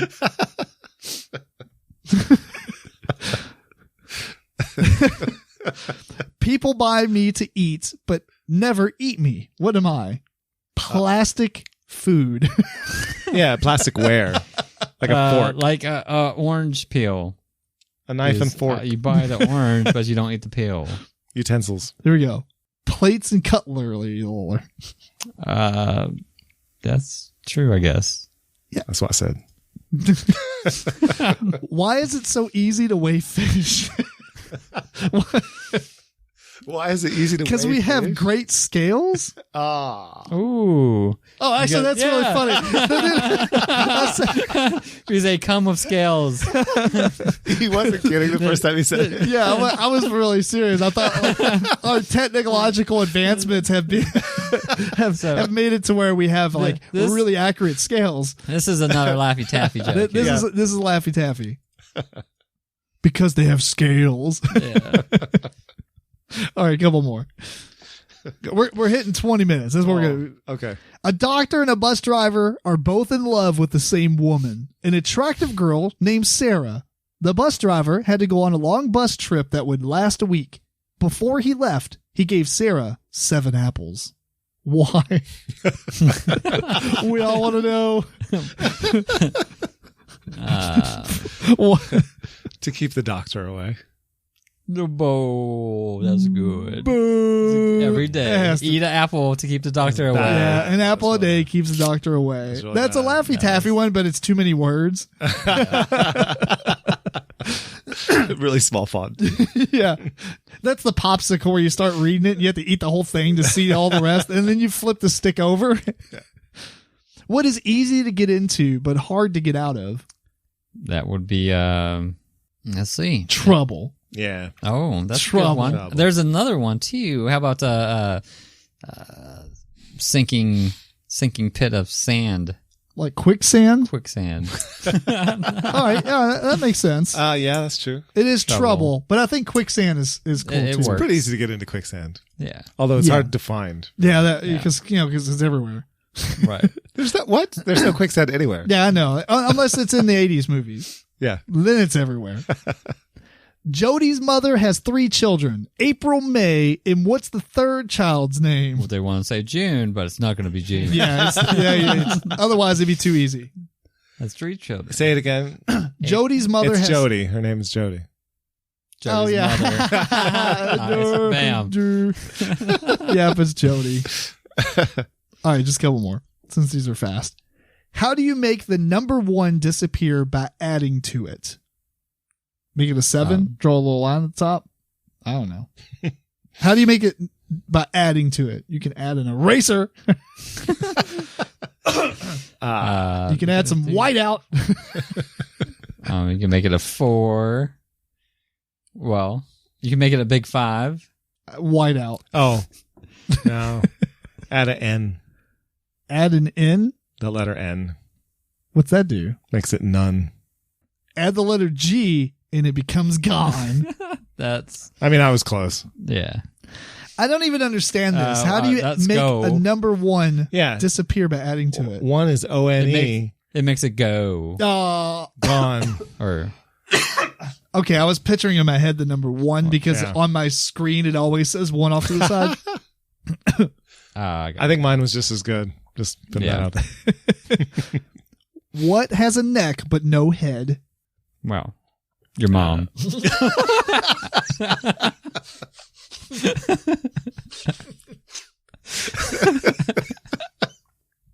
As I have a full mouth of water. Now my neck muscles are sore from halfway swallowing. Oh, that's great. Yeah, that'd be opposite, I guess. What is a Head and neck no but neck. no head? The Headless Horseman. Does a guitar have a head? It has a head Has a neck, too. and a neck. Yeah. Does it have a head? Well, some of them don't. Because you can buy headless guitars. Where the Headless strings- guitar. Yeah, headless guitar. Here we go. A bottle. Ah, Laffy Taffy. All right, let's try this one. Maybe this one will finish it for us. When it is alive, we sing. When it's dead, we clap our hands. What is it? The rhythm. I don't know. I'm just trying. The beat. The beat. Birthday candles. That was bad.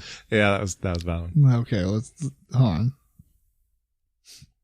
Because you don't say the candles are alive. That's just dumb. You go at red, but stop at green. What am I? Go at red. Stop at green.